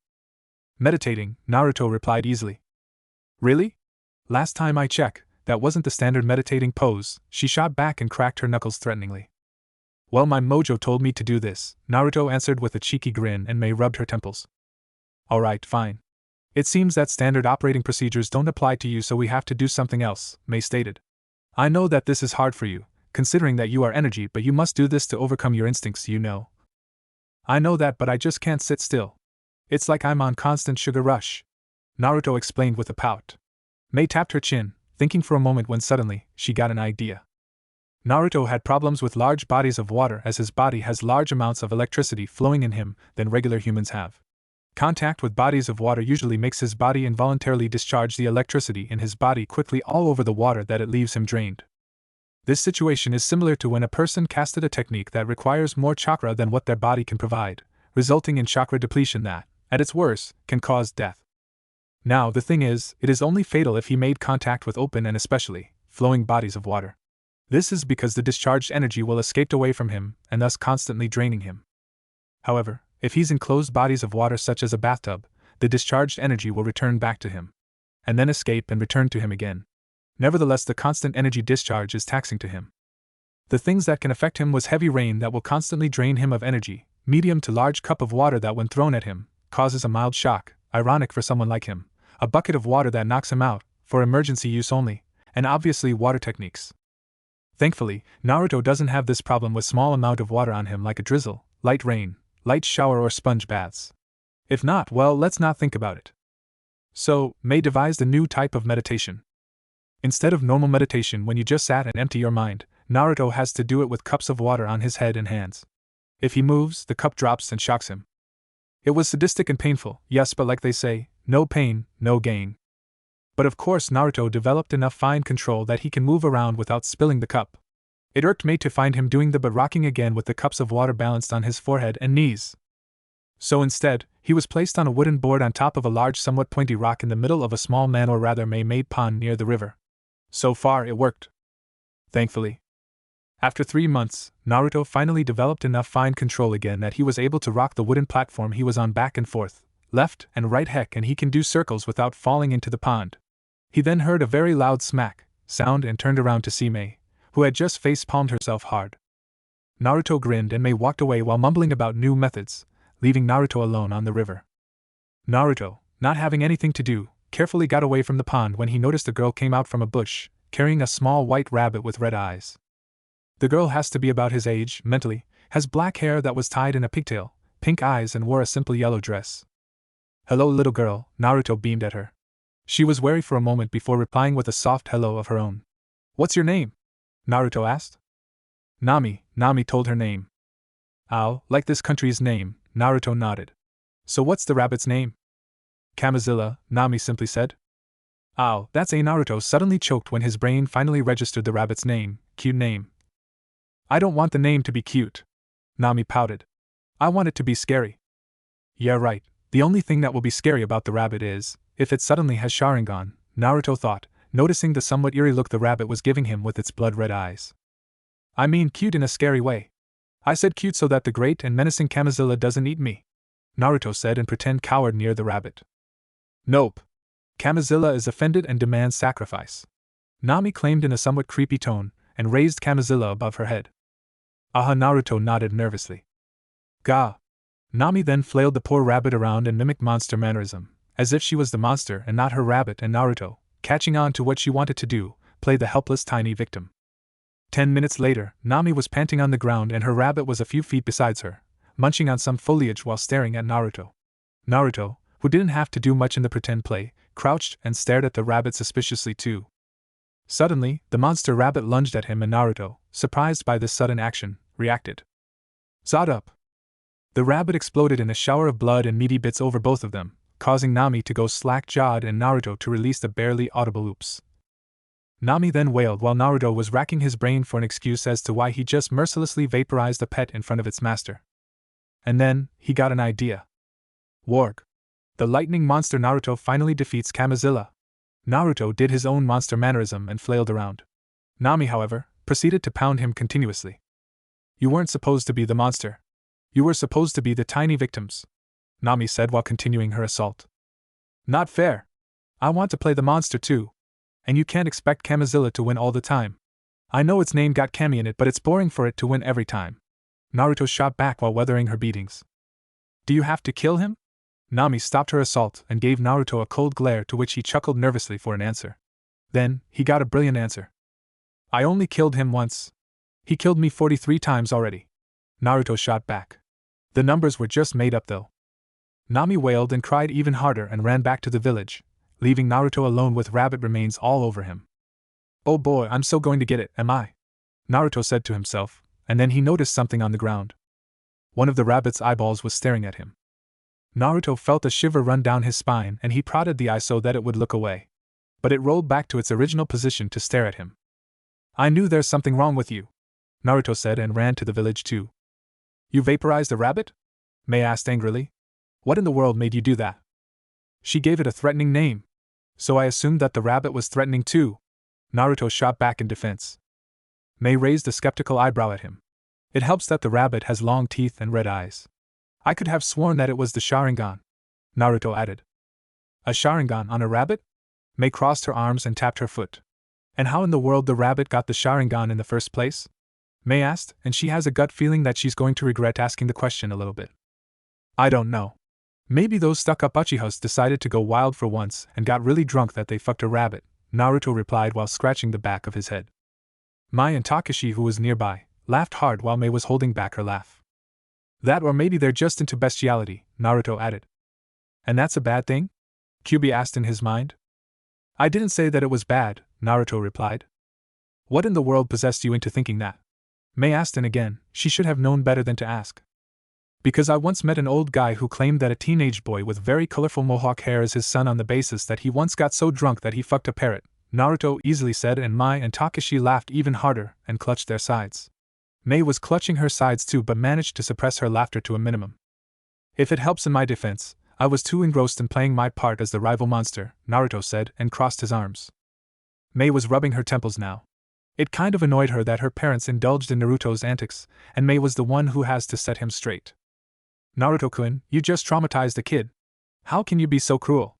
Mei asked in her signature sweet yet threatening voice that promised pain if you don't do what she said. But of course, Naruto operated on a different logic. People, especially guys, usually got scared shitless when she acted like this because she has the means to back it up. Naruto wasn't afraid at all. It's just that he really liked it when Mei does that voice. That, and Naruto was very tolerant to pain, so threats of bodily pain doesn't faze him. Naruto drooled a bit before he snapped back to reality. Hi! I will make it up to her. He saluted and immediately left.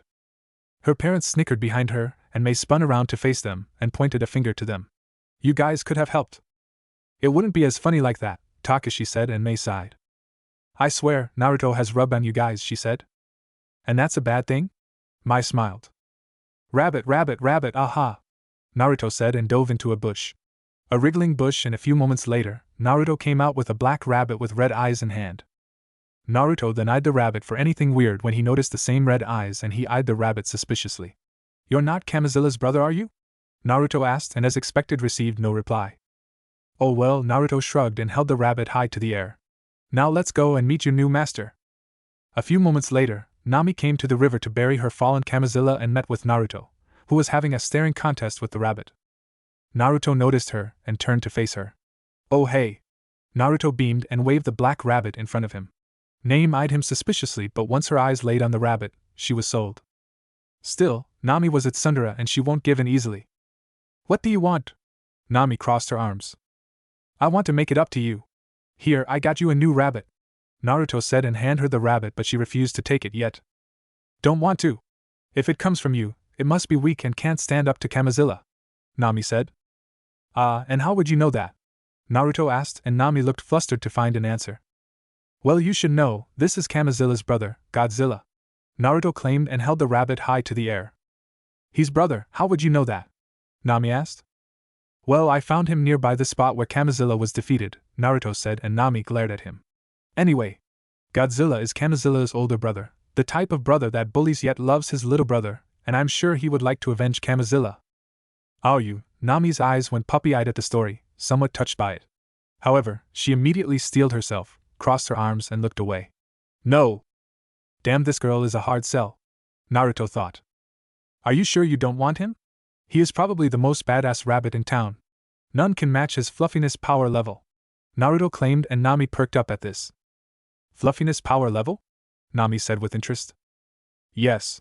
Godzilla's power level is over 9,000, Naruto said excitedly at the last part, and held the rabbit high again. Nami was doing calculations in her mind about the large number. She's only 6 and only learned numbers up to 100. But still, she was a smart girl and knew that 9,000 is a very big number. Fine, Nami said, and Naruto handed her the rabbit with a grin. But as compensation, you will let Godzilla avenge Kamizilla. Fine? Naruto said nervously. A few moments later. Arf. It's so fluffy I'm gonna die, Naruto said and turned around a few times and dropped to the forest floor with his tongue out. Yay! Nami jumped around a few times and sat on the floor, releasing Godzilla in the process. Godzilla then hopped on Naruto's chest and glared at him. HM? Naruto said and looked at the somewhat menacing rabbit. Chomp. It has been a few days after his incident with little Nami and her blasted pet rabbit. It seemed that Godzilla is Kamizilla's brother after all, as he enacted his revenge on Naruto by biting him on the nose. Needless to say, Nami was very happy at seeing her rabbit turn carnivore on him. Anyway, his control of his element has definitely improved, not much but still an improvement. Another thing that bugged him was how hard it was for him to change into his lightning form, or as he named it, Blitz mode. It helped to have awesome names for your techniques. He didn't know how exactly turn into blitz mode, as he can't change at a thought. He tried to command his body to change but to no avail. It seems that a different kind of trigger is needed. The last 2 times he changed was when he got struck by lightning.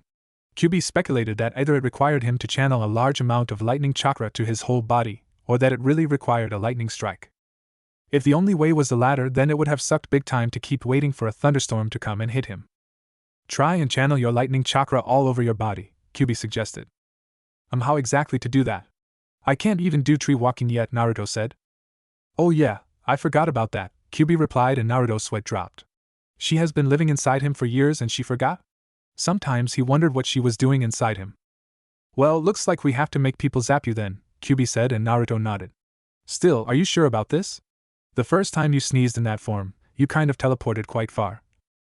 Well, I have to make sure I don't sneeze then, Naruto smirked, and QB grunted in reply. Naruto was very lucky the next day. It turns out that a genin team from Kumo was in Wave. They were doing a C-ranked mission of escorting a Kumo merchant. So what are you guys doing? Naruto asked the 3 Kumo genin team in front of him, and all of them was at Naruto's training spot. The genin teams were composed of a busted blonde girl, dark-skinned red-headed girl, and a dark-skinned white-haired boy who was sucking on a lollipop. The 3 stopped what they were doing and turned their attention to him. They were practicing ninjutsus before as per Killer Bee's instructions while he guards the client. While the 3 of them felt a bit bad for leaving the client alone with Killer Bee, they were glad nonetheless to get some quiet time from Killer Bee's rapping. Samui, the busty blonde girl, eyed Naruto for a moment before deciding that he was just a civilian. Training, that's all, she said while rubbing the back of her neck. Oh. Don't mind me. Just continue with your training like I'm not here, Naruto said excitedly. They were blasting lightning techniques just now, and he wanted to see if he could get hit by one, accidentally of course. What? Why would we do that? The red-headed girl, Kiri, pointed at him. For all we know, you could be a spy. If I admit I'm not a spy, would you think otherwise? Naruto asked, and before Samui could say anything, Omoi answered. Samui sighed. She seemed to do that a lot recently. You're over-exaggerating again, Oma. He's just a curious kid, that's all. That's right. So can you perform that technique you did back then? It was awesome. Can I see it again? Please, please, please? Naruto pleaded with puppy eyes. No way. It's forbidden for ninjas to reveal their techniques to civilians when not in battle, Kiri stated. Aw, just this once, please? Naruto pleaded again, and Samui and Omoi shook their heads. Sorry kid, no can do, Oma said. Naruto deflated a bit but sprang back up almost immediately. Then I have to keep pestering you until you give in. PSHH, we're ninjas kid, we're trained to never give up. Kiri huffed at him, and claimed proudly. An hour later. Let me kill him, Kiri said loudly while she and the rest were huddled together with their hands over their ears. You can't hurt a civilian, Omos said loudly so that his teammates could hear him. Unless he attacked us first. And he's attacking my patients, Kiri replied. Nyan, New York An, Nyen, Nyan, Nyan, Naruto sang in front of them happily. At first, the group, especially Samui, found the song to be cute. However, repetition tended to be annoying and Naruto repeated the song non-stop, and he doesn't even stop to breathe. They tried to make him stop but they couldn't hurt him lest they hurt their reputations with the locals. Please, make him stop, Samui begged. Kami. I never thought that someone else more annoying than Sensei could have ever existed, Kiri said. Tell me about it. I thought training with Sensei would give us immunity over annoying things, Omoi replied back. Suddenly, Naruto stopped, much to the genin's relief. Think Kiri was about to say when Naruto interrupted her. Oh? Your Sensei sounds like a fun guy. Maybe I should meet him instead, Naruto said while rubbing his chin as if in thought. The genin team felt a very horrifying feeling fell over them when the truth sunk in. What would happen if 2 very annoying people meets? Surely the world would end. Okay, fine. We'll show you once. Just once. Samui exploded, and this shocked her teammates. It was very hard to make Samui mad as she's the coolest person in the group. Naruto beamed with a very large smile. But Samui, what happened if your lightning technique suddenly hit him? And then if he dies, we will be held responsible and our ninja career would be over. And then we would have to work, as Yaniomo said. I don't care. Samui, show him, Kiri said, and Samui nodded and got up. Alright, Naruto, now watch closely. I'll show this to you just once, Samui said, and Naruto nodded. Give me some space. This is going to be dangerous. Naruto and the rest backed away and went behind her, and Samui began flashing her hand seals towards a clearing. Lightning technique. Lightning ball. Samui chanted and held her left palm out while her right hand holds her left arm, as if bracing it. A basketball-sized ball made of lightning then appeared and shot out in front of Samui. Then it curved back towards Naruto. What the fu Omoi couldn't finish as the ball struck Naruto squarely on the chest and exploded in a small lightning burst that blinded the area with a bright flash for a moment. When the flash was gone, so was Naruto. After seeing what happened, Samui's legs went limp and she dropped to the ground lifelessly. Omo's mouth was hanging wide open as his lollipop fell from his mouth to the ground. Kiri was hysterical and was grabbing her head and dropped to her knees. I don't know. I didn't direct the lightning ball to him at all. I just aimed it straight. Why did it curve? Samui defended herself while staring at the sky. Oh Kami, I told you guys what would happen. Now for once, my exaggeration was right. Oh man, oh man, oh man. I didn't believe it at first when they say that first-time C-ranked missions were cursed. Oma said. Somewhere else. What happened? Naruto mentally asked his tenant. It seems that you are able to attract lightning to yourself. A neat feature when fighting against enemies but not so much when around allies, Kyuubi explained and Naruto nodded. And you sneezed again, didn't you? I can't help it, okay? I smelled something weird when that lightning ball hit me. I think it was the smell of my burnt clothes, Naruto replied. Speaking of which, Naruto got up and was about to examine himself when his blitz mode was over and he was in his human form again. What? That was too quick, Naruto said and realized that he was again naked. He then turned around to find anything to cover himself when he saw an effeminate boy looking at him with his mouth open and a horrified look on his face. Naruto tried to stall while trying to think for an excuse as to why he was naked. You're not using the naked beach excuse again, are you? Kyuubi asked. It didn't work last time. Who knows, it'll work this time? Naruto mentally replied and Kyuubi was about to speak when Naruto spoke first. Do you believe me when I say that I was from a nude beach? Naruto asked and the boy, mouth still wide open, nodded slowly. Ha! He believes me! Naruto thought with a grin and Kyuubi groaned in response. Congratulations kid, you managed to traumatize a girl, 3 genins and a boy in less than a week. I'm so proud of you, Kyuubi said with sarcasm. Thank you. I'm proud of myself too. Naruto beamed which terrified the boy and caused Kyuubi to groan again. Omake. Usagi-nin Adventures. Part 1. Nami hopped happily into her house's yard and went to the rabbit's pen and placed her new rabbit into it. Kamizilla. Why must you die? Godzilla said. Of course, to a human, what Godzilla said was just a screech.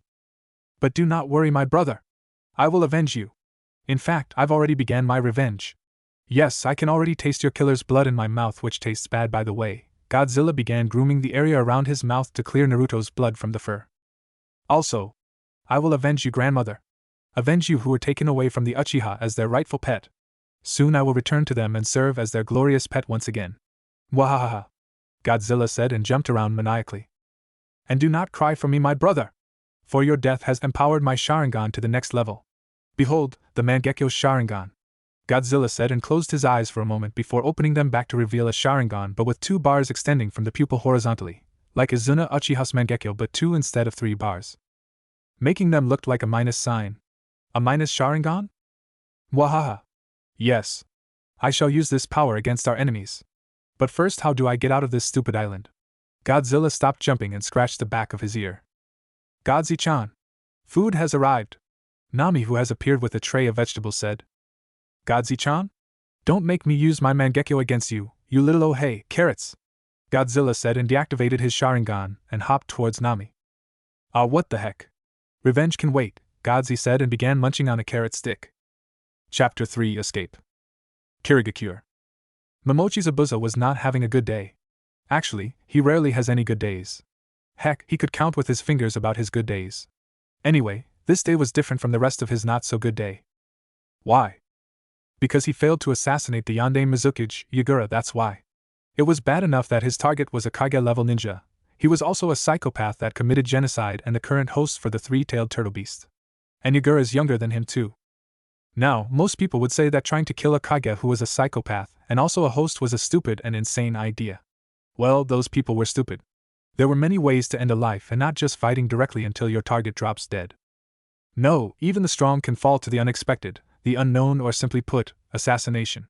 And although Zabuza carries a very large sword, he was quite capable of assassination just as he was capable of fighting head-on. But it seems that Yagura was very paranoid. Well, you get that when you're a psychopath and a mass murderer. Anyway, the thing is, Zabuza managed to kill Yagura, only that it wasn't Yagura. He managed to get the bastard's head rolling to the table and to the floor, only to find that it wasn't Yagura's head, but rather some white-skinned creepy-looking freak with only an eye on one side of his face, and it had a smile even though he just got decapitated. And then the shit hits the fan. Yagura appeared from the shadows and Zabuza didn't waste any time and ran away from him. No way could he fight Yagura head-on, and he's not going down fighting either if it kills him. Don't be mistaken, Zabuza was not a coward, the assassination attempt was proof. But he was not stupid either. He wasn't like those heroic guys who still fight even though it was clear that they aren't going to win. If you're dead but your enemy's not, then your death was useless. Better to run away and come back later with a vengeance, than die and let someone else finish your sloppy work. Anyway, Yagura didn't bother chasing him, which was a relief. Yagura probably thought that he wasn't worth the time and sent his minions instead. Arrogant bastard. That will bite you back in the ass, Zabuza promised you that. But that was for later, as vengeance can wait. For now, he needs to get the hell out of this country. What do we do now, boss? Meizu asked Zabuza. Meizu, along with his brother Gozu, were loyal followers of Zabuza and had been part of his coup, along with other Kirinin. Plan B, escape, Zabuza replied. What about the rest, boss? Yagura's gonna get even more paranoid and going to do some office cleaning for possible traitors, Gozu asked. Don't worry, all of them knew what they were into, regardless of the outcome. I've already ordered for the likely suspects for treason to get out of Kiri like us, while the rest to stay low and provide me with intel, Zabuza answered. But what if they got caught and they blab? Gozu asked again. Zabuza sighed at this. Even if they do, there's not much that they can do anyway, as we'll be out of here soon. Haku's life was a mess. A wreck. A disaster. Why? Well, she found out a few years ago that she has a unique power, the ability to make ice. For a girl like her of 9 years old, that was awesome, but not so to her parents. Her mother scolded her for it, and her father decided to kill her. She didn't understand why at first, but later she found out that in Kiri, having unique abilities, or bloodline as it was called, was something to be feared of and to be destroyed. Her father's fear, it seemed, was greater than his love. He didn't know at first that his wife carried a bloodline, as she never used it in front of him. But the truth came out when Haku first discovered her bloodline, and though her mother forbids her to use it again for fear of being discovered, it was too late. Her father saw it, and in his fear, brought a mob to kill his wife and daughter. Her mother tried to stop him with the hope that their love was greater than his fear. But it wasn't enough. He struck her down with tears in his eyes and was about to do the same to Haku. But Haku, in a moment of great emotional distress, used her powers to kill her father and the mob. And then she understood why her powers were feared, and she didn't use it ever since. For a few days since her first kill, she wandered alone, with nowhere or no one to go to. Then, someone took her in. Oziu was a tall man in his 30s with short brown hair, green eyes and a handsome face. His clothing, however, was average, not too shabby like a beggar and not too high class like an elite. Oziu was the owner of the Floating Hope Kiri orphanage. During the Civil War, a lot of people died, and most of those people were parents, leaving their children alone to the mercy of the cruel world. Being an orphan in wartime isn't easy, more so when Kiri didn't care much about orphans. This is because feeding and protecting the orphans could take a lot of resources that could go to their ninjas. And even if you weren't a ninja, a lot of civilians couldn't afford to take care of children with growing needs when they themselves need food to last the next day. Added to the fact that most of the orphans tend to have bloodlines, and anyone who caught sheltering a bloodline orphan were bound to be punished severely, even if they didn't know that the child had any bloodline. So the adults, on the chance that the orphans that they took in would have a bloodline, figured that they shouldn't give a damn about the orphans at all. And so, the orphans were left to themselves. Majority of the orphans would die, while the survivors would grow unbalanced. It was no wonder that Kiri has one of the bloodiest ninja of all elemental nations with extremely selfish survivor mindset. The survival of the fittest, the dog-eat-dog world, and every man for himself kind of mindset. However, Oziu established the Floating Hope Kiri orphanage and took almost every child on the street. An admirable endeavor, because orphanages often tend to get investigated for bloodline children. In Kiri, children in orphanages have a higher rate of being taken away by ninjas instead of potential parents. Oziu, however, wasn't a good person. He's not a rich guy, so there's no way he could support a large number of children in a warring village. So he put the children to work, and those works varies, from begging, stealing, prostitution and human trafficking. The children didn't have any choice. It was either him or starve to death. Haku currently was assigned the job of begging. It was the safest work in the orphanage so far, better than stealing. If you caught stealing from a ninja, don't expect any mercy and Oziu will disown you. Not like there's any difference from begging anyway. The people that they begged from didn't have much anyway, and wasn't willing to part with it, and didn't want to give what they have. Beggars tend to be persistent, and that tend to get you hit. And Haku just now was roughly shoved to the ground after persistently begging from a woman. She didn't get up from the ground as she was too tired from lack of food. Ozu didn't give them much to eat, just scraps enough to live for the next day but not enough for their growing needs. She bit her lip, while mentally cursing her fate because of her ability. If only I didn't have this bloodline.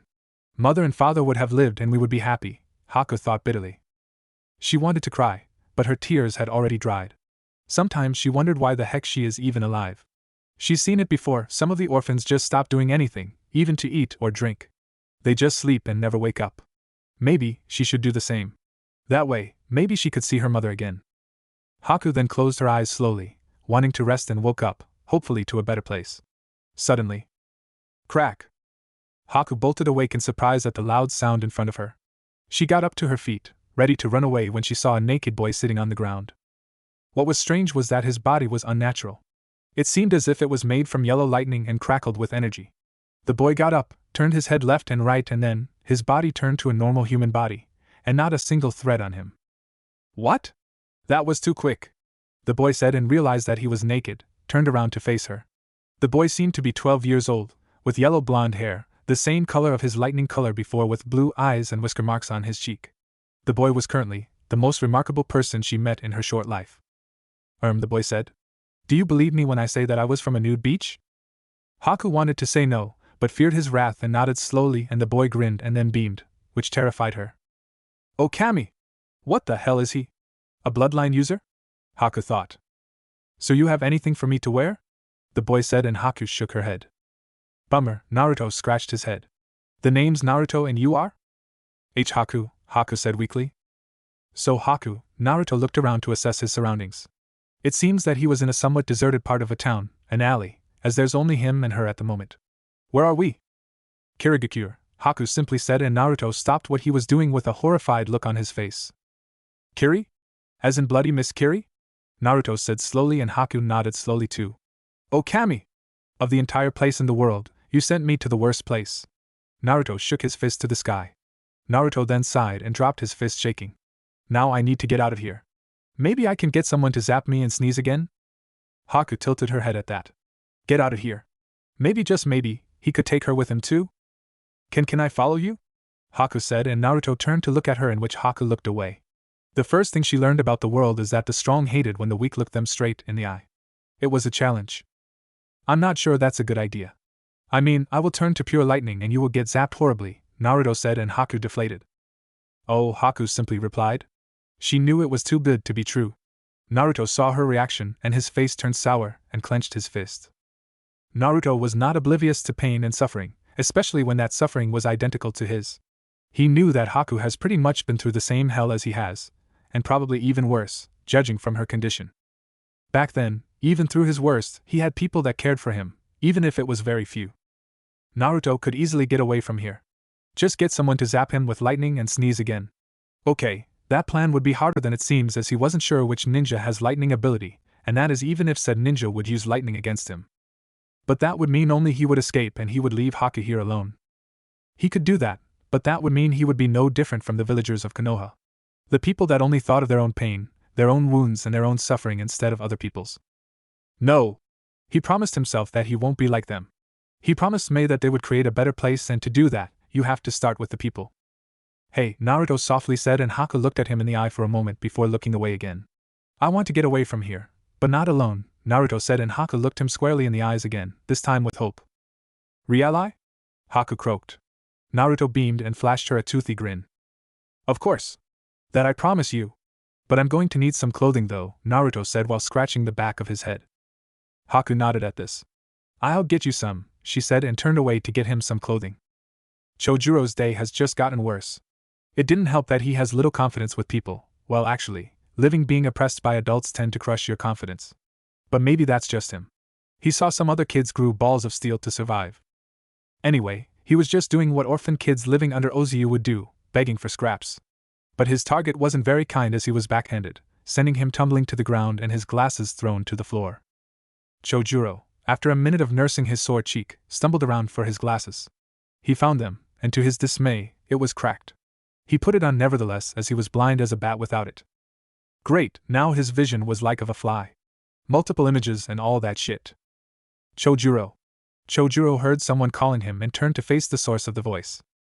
Haku. Chojuro said and corrected his cracked glasses. Per Chojuro, the 7-year-old boy has poor eyesight and the glasses didn't help much, but that didn't change the fact that he was a kind-hearted boy. Probably the kindest boy she has ever met. What is it? Do you have clothing for a 12-year-old boy? Haku asked, and Chojuro raised an eyebrow at her. It's for someone I met, and he said he could get me out of here. Haku said, and Chojuro looked shocked at this. But don't worry, I'm sure there's room for one more. I'm not sure, Haku, how is he going to that? Chojuro asked. Even though he looked weak, he wasn't stupid. He knew that desperate people was easily fooled by the smallest glint of hope, even if that hope turned out to be false. Haku suddenly deflated when the question struck her. She didn't give it much of a thought on how Naruto was going to get them out of Kirigakure. He was only a boy, what can he do? Besides, can Naruto be trusted? For all she knew, Naruto might be a scout for another Ozu. Another child slaver. But what else is there for her? Either she tried to make a difference to her life or... I wanted to try, what do I have to lose? Nothing, Haku said softly, and Chojuro looked sad at this. It was true, they didn't have much, aside from each other. I don't want to live like this anymore, Chojuro, I understand, wait here, Chojuro said with a small smile and head off to another direction, leaving Haku with a smile of her own. Ozu was having a good day. Oh yes, he was. You see, his business was pretty much booming and was flooding him with lots and lots of profit. You see, his business involved a lot of orphans, and those orphans are treasure pots of gold for him. Why? Well, it was simple really. Free labor. You usually have to pay adults for their services, but these kids, just give them food, some place to live and clothing. You don't need much anyway. Cheap clothes or rags, run-down shelter, and some food that won't kill them from starvation. Usually, he would make the kids beg for some cash from the civilians, but that won't do much, as the civilians were cheapskates. So he would make them do other work, usually at the manufacturing shops for the underage, and when the girls have reached suitable age, prostitution. But of course, the most profitable of his business would be selling bloodline children to the highest bidder. Seriously, Kiri was the stupidest ninja village in the world. Almost every village wanted to have bloodlines, but Kiri? They killed them like they were infected cattle or something. It was understandable to fear power, but at least not the level of rejecting them completely. It was like fearing fire because it can destroy and refuse to use it, and even put it out when the rest of the world was using it. One day, you will be left behind and consumed by that fire you hated very much. From the way things were going, Kiri will be the weakest ninja village in the world. Still, their loss was his gain. Kiri might not want their bloodlines, but others wanted them, like Kumo for example. Heck, Kumo was his regular customers. Ozu has been collecting children with bloodlines and selling them to Kumo for tons of cash. Kumo wasn't stingy for bloodlines because they know it will benefit them in the end, unlike Kiri. But of course, he had to do his business quietly because if Kiri knew what he was doing, his head will roll on the floor, without his body. He usually gave bloodline children a drug that suppresses chakra for an amount of time so to avoid detection from Kiri hunter ninjas. Usually, to detect whether someone has any bloodline or not, you could either use the chakra cards to check for elemental affinities or check their blood. Chakra card was useless if they couldn't use chakra and expensive, while blood checking takes a freaking lot of time and resources that Kiri ninja wasn't willing to spend on. Lucky for him. Anyway, today another merchant was coming to buy his stuff, and he must get ready. Today on top of the list is Hakuyuki. Shame, a few more years and she will make a wonderful prostitute. Now where was she? Now, a man in his late 20s with crew-cut blonde hair and black eyes was going to have a good day. He had just won a large sum from a lottery and now, he's going to get more. How he's going to do it, you say? Well, simple. He's going to trade items of value. Are you sure this is going to work? Nao's partner, Susumu asked. Susumu, his junior, was a short man with muscular build and has shoulder-length brown hair and brown eyes. Weren't the bravest person, despite his body. Nao sighed. Yes, it will work. Just have some faith, man. Susumu still has his doubts, however. We came at the worst possible time. All of a sudden the security at the dock tripled. Something must have happened here. Nao then pulled Susumu into an abandoned alley. A lot of things happen here. This place is in a war, remember? Kiri is like a landmine compared to other places. Relax, I bribed the dock guards well enough, Nao said, trying to ease his cowardly partner. Susumu narrowed his eyes at him. Tell me the truth, he ordered. Susumu might not be a genius, but he wasn't all brawn and muscles. Nao raised an eyebrow at him. What are you talking about? You're a gambler, and you've just got a massive jackpot and suddenly you decided to spend all of your money doing something good? Susumu said. You're an asshole and a jerk. Your definition of good is very different from mine. Can I do good FO? Now was about to feign innocence when Susumu grabbed his collar and raised him off his feet. You're risking mine and Aki's life and also the village by being in here right after a particularly hot situation. We could have another Konoha incident, you greedy fuck, Susumu said angrily. Because it isn't enough, okay? Nao replied. Not enough? Susumu said in a harsh tone. We got enough to apparently buy 19 bloodline children. Even one at black market is damn expensive. And that's why we're doing this, man. Think about it. Just one costs an arm and a leg. What about 19 of them? We will be set for life, Nao said in a whisper, and Susumu scrunched his nose in disgust. Think about this, man. We buy the bloodline kids, sell them higher to Gato, we get rich. Gato sells them higher to Kumo, Gato gets richer. Kumo, although they will get a little less rich, gets stronger with the bloodline kids in the end. Everybody wins and everybody gets happy, Nao said. Our village wouldn't like that her own ninja is swindling them, Susumu countered again. They don't have to know, alright? Nao said, and Susumu smashed him into a nearby wall. It's dirty money. Come on. Look around you, Nao said and spread his arms. If you're so kind-hearted, do you think that this place is the best place for a children to live in and grow? Huh? Susumu looked away. We are doing them a favor. Kumo will treat them better than Kiri. You know that, Nao pressed on. No one was willing to get this far and get the children out of here like we do. You know why? Because it is dangerous. So just consider the money we will get as rewards for our good deeds. So now I'm asking you. Now that you're here, are you going to abandon them because you're afraid of some dirty money when you could make a difference to their lives, even slightly so? Nao jabbed his finger at Susumu's chest. But our way is wrong, Susumu said weakly. Come on, man. Even Aki was dead set on this from the very start. Nao shot back and broke free from Susumu's hold. You took advantage of us. You knew we would be willing so easily, Susumu said angrily. Because I'm the only one that's willing to do this. Ask any of your friends if they would come here. None. You know why? Because they were too scared, Nao replied, and Susumu looked away. At least I do something. I admit I'm not a saint, but I'm not a demon either. Would you prefer me spending my lottery winnings at home? I could retire from being a ninja, you know. But I didn't. I just want some greater reward for the final good that I'm about to do, Nao said and walked away. And I'm going to do it, with or without you. Naruto was not having a good day. Well, okay, not really. The first part of his day wasn't so bad. He managed to annoy 3 ninja genins.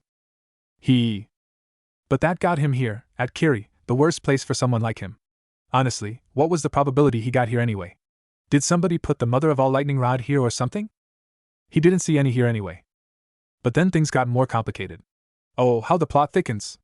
Now, he must escape from this crazy village, not alone, but with someone. So how do you do it? Considering that A, he and his soon-to-be escapee partner wasn't much of a ninja, B, he didn't have any kind of planning at all, and finally, C, he's naked.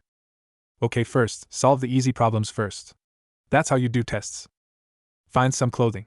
Haku was going to come with some clothes, but he didn't know how long that will take. Suddenly, he heard people coming into the alley. Naruto quickly dived into a dumpster and suppressed his chakra. After months of gruesome, that was exaggerated, training, he was finally able to suppress his chakra to the point that it was hard to detect him by chakra alone. That was an amazing feat, really. Considering that he has damn-sized chakra. The good thing resulted from this training was that it prevented him from constantly shocking people that he touched.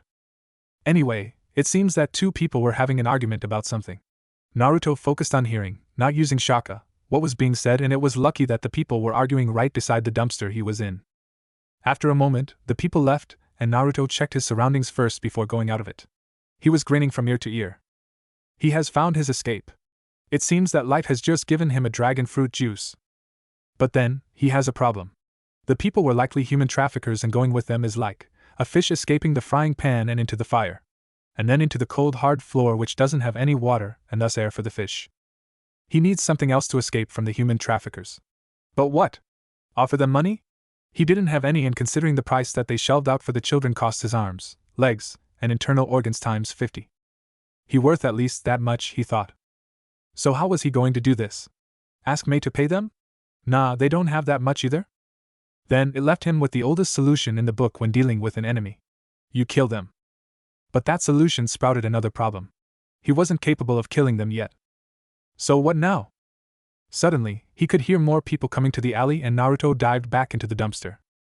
Damn it! Voice A said. Our getaway ship is busted, Voice B said next. What do we do now? Obviously we need a new one and quick too, Voice C said. Naruto, who was inside the dumpster, couldn't believe his luck. A trio of ninjas who wanted escape? Maybe he could make them work with him? But how? What if they asked for payment? What would happen if they knew that his escape involved trafficked bloodline children? What's stopping them from going to this gato and sell them after they killed the Kumo ninjas? Either secure their loyalty in some way or find another way to kill the trio. But if it's the latter, he would be better off without them and kill the 2 Kumo ninjas instead. If only there were Thunderstorm, he would have the strength to do so. But alas, he would have to do things differently. It looks like he has to involve Mei into his mess. But surely she would understand, right? He was doing the right and noble thing. Naruto sighed. Sorry, Mei, Naruto said, and slowly get out from his hiding spot. No sooner than he did so, a hand grabbed him by the throat and pinned him to a wall. What the? Voice C said. You're naked. Naruto couldn't say anything before he was shoved into the ground hard. Gah! Watch it! I'm fragile! Gozu snorted and advanced towards him with a kunai poised to kill him. Wait! Naruto quickly got up and brought his hands in front of him. I got something you would like to hear. Gozu snorted again and resumed his advance. I know how to escape from here. Naruto said again, and Gozu snorted again and resumed his advance. Wait! Zabuza said in a firm voice, and Gozu stopped. Let's hear what the street rat has to say. Street rat? I'm not a street rat, Naruto said, and the 3 of them gave him a deadpan look. You're naked, you're smelly, you're covered in garbage. Need any more reason? Zabuza said. Hey! I have a valid reason why I'm like this, and being a street rat isn't one of them. And that's not the point right now.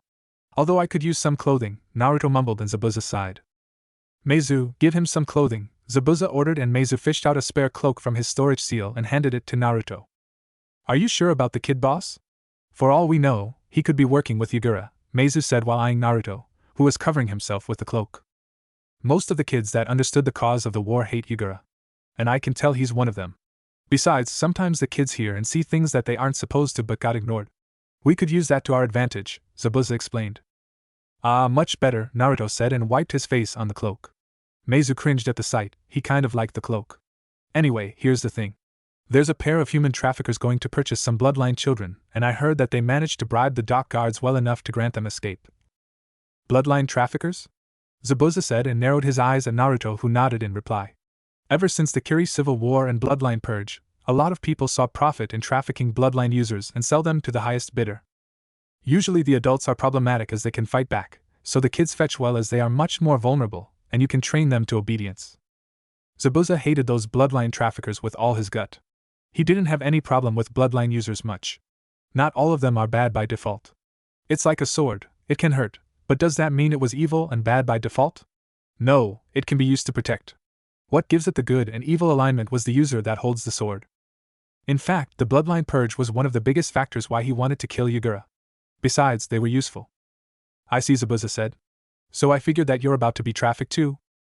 Naruto scratched the back of his head sheepishly. Not really. My new friend is. I just got here and I need to get out, just like you guys. Heh, but what's stopping us from selling you instead after we've dispatched the original traffickers? Gozu said. While he knew that Zabuza won't do that, he figured he'd shake the kid up a little bit. Naruto stalled, trying to figure something out. Suddenly, an idea came to his mind and he cursed himself for his stupidity of not figuring it out sooner. For 3 months he lived with the Terimis. They have been educating him about a lot of things. Probably a lot more than what Konoha Academy had. Anyway, they taught him about the ninja ranks and more importantly the daimyos. My father is a relative of the fire daimyo. I got kidnapped just a few days ago and brought here, Naruto said, and Gozu and Meizu raised an eyebrow at him. Really? Gozu asked. Yeah, my kidnappers figured that hiding here would be best for a while, since they knew that Konoha will be very reluctant to wage war to claim me back. So they're trying to negotiate for my release. But I managed to escape them for a while, Naruto said almost confidently. So Meizu drawled. What's stopping us from claiming ransom for you instead? Naruto scratched the back of his head. He didn't thought of it that way. But then, another idea popped to existence. Come on. If you guys do that, you will be wanted criminals. But if I put in a good word with my father, then he will do the same to the daimyo, and you guys will be rewarded generously for your heroic efforts of saving me and other helpless children from the oppressive reign of selfish adults. And who knows, you might get jobs too. Goza and Meizu rubbed their chin in thought. When they thought about it, the boy was right. Zabuza, however, wasn't fooled. He knew that the boy wasn't related to the daimyo. But still, he figured that he could use the boy's plan for the moment. It was solid. Besides, he won't sell the kids, just train them to be ninjas. There would be his army in taking back Kiri, their hometown. Alright kid, we'll do it your way, Zabuza said, and Naruto beamed. Things are looking up for them. Where are you, Chojuro? Haku fidgeted on the spot, her heart beating with suspense. She needed to meet with Naruto again quickly to see what his plans of escape were. There you are, little girl, a voice said behind her, and Haku turned around to face one of Ozu's thugs. We've been looking all over the place for you. Time to go home, the thug smiled and Haku gulped. She didn't have much of a choice. Sorry Naruto, maybe this couldn't work after all, Haku thought sadly. So, which ship is the ship? Goza asked. The four of them were hiding somewhere in the docks, trying to scout for the trafficker's ship to board on. You said that they're from Kumo, right? Meizu added, and Naruto nodded. So maybe they'll have Kumo's symbol on their ship? No dice, they're on an illegal mission, so it's unlikely they will use Kumo's ship. They will probably use normal merchant ship, Zabuza answered, and the three of them nodded. The dock was kind of busy right now with angry merchants who couldn't leave Kiri. It was expected though because of Zabuza's little assassination attempt. The Kiri ninjas wanted to prevent his escape using the ships and thus prevent any ship from leaving the dock for the moment. Say, wasn't the dock locked? Then how are we going to get out using a ship? I mean, even if the bribed guards let our getaway ship go, the Kiri officials will realize what's going on and after us, Meizu stated. The bribed guards will probably release a few ships including ours at the same time to throw off the Kiri officials chasing us, Zabuza said. Naruto rubbed his chin for any ideas. He then pondered his brain for anything, then suddenly, he remembered the important details. Now Susumu Aki. Come on, man! Even Aki was dead set on this from the very start. And I didn't even have to mention money to her. Aki! There's another trafficker that's guarding the ship, I think it was Aki, Naruto said. The ninja trio turned to look at him. I think I can find her, Naruto grinned. Masanori, a guy in his early 30s with short gray hair, yellow eyes, a shitload of scars, like a Biki, on his face and a large sword on his back, was having a rather bad day. Why? Well, his fellow swordsman in Kiri had just attempted assassination on their leader. Granted, he knew that Zabuza hated Yagura. He also knew that Zabuza would have attempted to kill him. But he didn't do anything about it. Why? Because he knew Zabuza would fail. Who the heck could kill their psychopath monster of a leader? In this village, none? But he expected for Zabuza to die trying to do so, not lived. Now he has to hunt him because Yagura and the other swordsmen were such a lazy ass. Now he has to confront him. It was a pain in the ass. He didn't mind killing people, but not the ones that could really pain him. He didn't mind getting killed, but he didn't want any more pains. His face was a proof to the shitload of pain he'd been through, and he didn't want to experience it again if he could help it. Still, a job was still a job. Now where was Zabuza? Sir, Hunter Owl said to him. What? Masanori said lazily. We've managed to find Zabuza's getaway ship, but he's not in it. So he's still in Kiri, Owl said. Masanori sighed. Great, now we got Killer hiding in our home, yay. But we do have a tip that might lead us to him, Owl continued, and Masanori grunted. It was a sign for him to continue. We think that he might use another getaway ship. A ship that belongs to bloodline traffickers. Masanori's eyes narrowed at Owl and he gulped behind his mask. If there's one thing Masanori hated, was bloodline users. A lot of the scars on his body was because of them. So they're trying to smuggle killers out of our country, eh? No dice, we kill everyone, the traffickers, buyer, seller and the bloodlines too, Masanori stated, and Owl nodded. But there's a bit of a problem, Owl said, and Masanori deflated. Is this going to be a pain in the butt? Masanori asked, and Owl nodded, and he sighed. The buyer is Kumo ninjas, Owl stated, and Masanori groaned. He forgot that blood-loan traffickers these days are mostly Kuminin. Damn it! We can't kill within Kiri's borders. We have to wait until they set sail, then we hunt them. Make it look like an accident. So release the lockdown on the dock, Masanori ordered, and Owl nodded and disappeared. Kumo, in the ninja world, was the resident douche jerk bully. They're the crafty bully type, the one that bullies you yet told the authorities that you're the one that bullied them, making the victim look like the bullies. He wasn't making this up. Few years ago, they sent delegates for peace treaty with Konoha, and the delegates had the gall to kidnap one of their Hyuga members who was a kid at the time, and not to mention the heiress. That act alone could lead to war, but Kumo denied having the delegate's actions, stating that the delegate was acting on his own. It worked because the delegate was killed, instead of captured and interrogated. Stupid Konoha. Anyway, Kumo stated that they were victimized instead, demanded justice, and would wage war unless Konoha gave them the head of their delegate's killer. They knew Konoha would relent because they didn't want another war to start, so Konoha gave in. And that pretty much boosted Kumo's ego, and bloodline traffickers saw a raise. They didn't try to steal any other village's bloodline, but they started to focus on Kiri, since Kiri was rejecting their bloodlines like crazy. The same thing that happened to Konoha could happen here if he killed the Kumonins on Kiri's soil. Kumo would go apes hit, and would demand compensation or war. Kiri right now could not wage war with another country, especially one that was a powerhouse such as Kumo.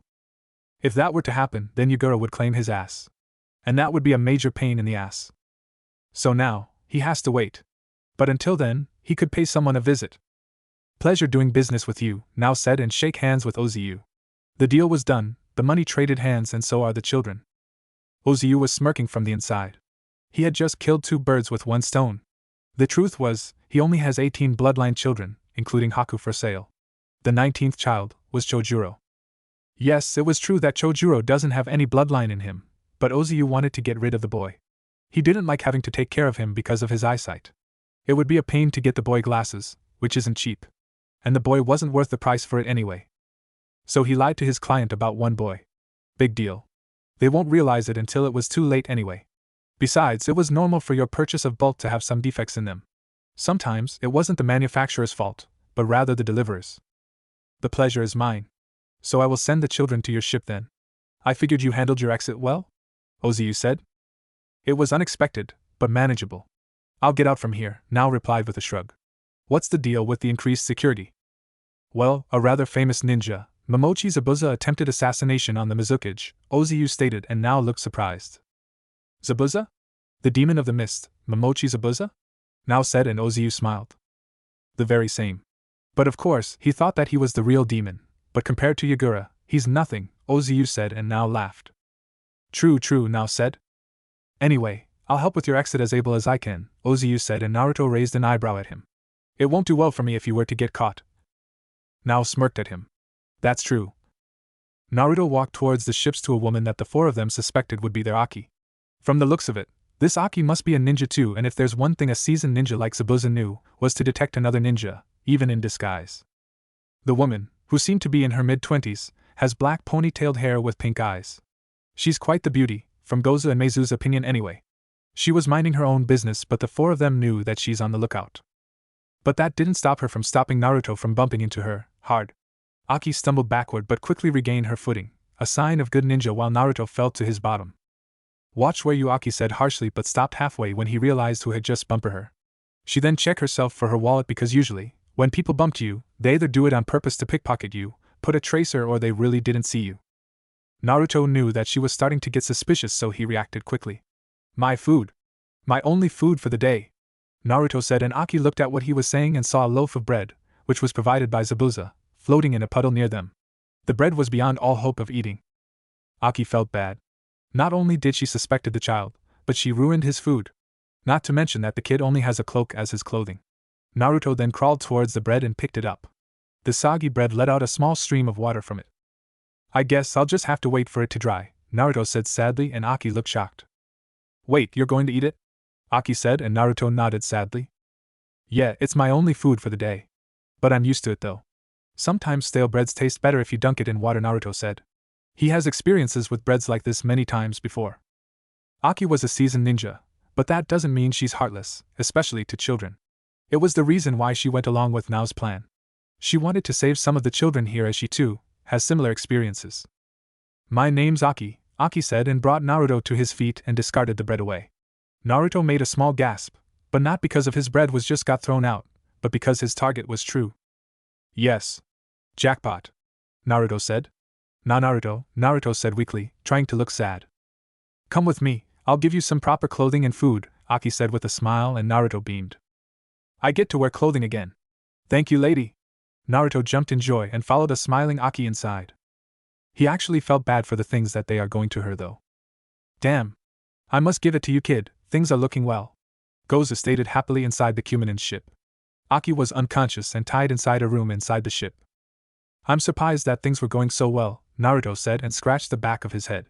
I feel like something's wrong though. Naruto pondered for a moment before. Fuck! Naruto screamed and the ninja trio looked at him. I forgot whether Haku has any bloodline or not, Naruto said and paced around. If she didn't have any, and she weren't bought, then all of his effort would be for nothing. Well, not really, as he would be helping other children too, but still. Aki! Are you in? The deal's done and the packages are coming, a voice said from the ship's deck. What? Already? Naruto said, and Zabuza ordered his men to get ready for the ambush. Nao and Susumu entered the ship and saw Naruto. They were shocked at first, but that was enough as the demon brothers, along with the demon of the mist himself, moved in and held them at knife point with their kunai. What the fuck? Nao said. Did Ozu send you? Zabuza took off the bandages that was covering his mouth and grinned. That's right, it wasn't the truth, but Zabuza wanted to damage the human trafficker's reputation. Nao saw the shark-like tooth and felt a sense of dread washed over him. Zabuza? Right again, Zabuza said. Now all your belongings belong to us, Naruto stated and pointed to Nao, and everyone looked at him weirdly. What? It's true, Naruto shrugged. Whatever, Meizu said and knocked the two Cuminans unconscious. A few moments later, barrels that contained fruits arrived at the ship. The four of them checked the barrels thoroughly and found out that the bloodline children were indeed inside the barrel, buried underneath the fruits. They were sedated lightly though. In half an hour, they would wake up. Wow, canned children with fruits? Naruto commented, and Gozu laughed hard, and Meizu smacked his brother to make him focus on the job. To Naruto's utter relief, Haku was included among the children, sleeping lightly under a pile of dragon fruits. Oh man, Kami sure has some sense of humor. Phew. Haku's here. I almost thought of going back to get him into the ship, Naruto said. You do that, you're on your own, Zabuza said coldly, and Naruto scrunched his nose at him. Zabuza ignored him though. Get the ship moving. Ozu was a happy man. He just got filthy rich and rid himself of troubling children along the way. He has just killed 2 birds with 1 stone. Unfortunately though, his happiness was short-lived. He was just casually rocking on his comfy expensive executive chair with his head behind his hands when the door to his office burst open and ninjas appeared into existence. Ozu was shocked as they never entered in this fashion before. A few seconds later, Masanori entered the room. So Ozu, how you've been? Masanori said and casually walked to his desk. Ozu was sweating bullets as he knew why the ninjas were here. But he tried to play his cool. Fine, he said weakly. Really? You don't look fine to me, Masanori said and put a leg on the table. You broke into my office. Ozu shooed back with much confidence this time. Masanori had a blank look on his face. It was a pain to open it. Ozu's head almost crashed into his desk, but he straightened himself. But it didn't pain you to destroy my door? I didn't do it. My lackeys did, Masanori deadpanned, and Ozu's head hit the desk. He then got up again. What do you want? Ozu said with a firm voice, his courage coming back to him. If he played this right, he could survive. Masanori sighed. You know I hate things that are a pain in the ass, and that includes dramas and theatrics. So I'm going to make this extremely straight to the point. Masanori took in a deep breath before speaking. You busted. Bloodline trafficking. Give sales money. No. Ozu paled at this. He was officially screwed. He won't get out of this alive. Wait. I know which ship they're in. Save it, I already know, Masanori said and drew out the large sword on his back. The white bandages wrapped around the sword began to unravel to reveal a fish-shaped sword with 2 handles and 2 holes at the upper blade. It was one of the 7 swords of Kiri. The Hiramakiri, or the twins' word. You know ninjas are a paranoid bunch. It takes a lot for them to trust someone. So can you imagine the thing that a ninja hates the most in the world? Masanori said while swinging the large sword over him. Ozu was petrified with fear and he couldn't run away. 2 ninjas were beside him preventing his escape. Traitors, Masanori said and stabbed Ozu squarely on the chest. Ozu's scream was short, however, as blood gushed out from his mouth. Goodbye Ozu, you've been a pain in my ass, and that is the thing that I hate the most.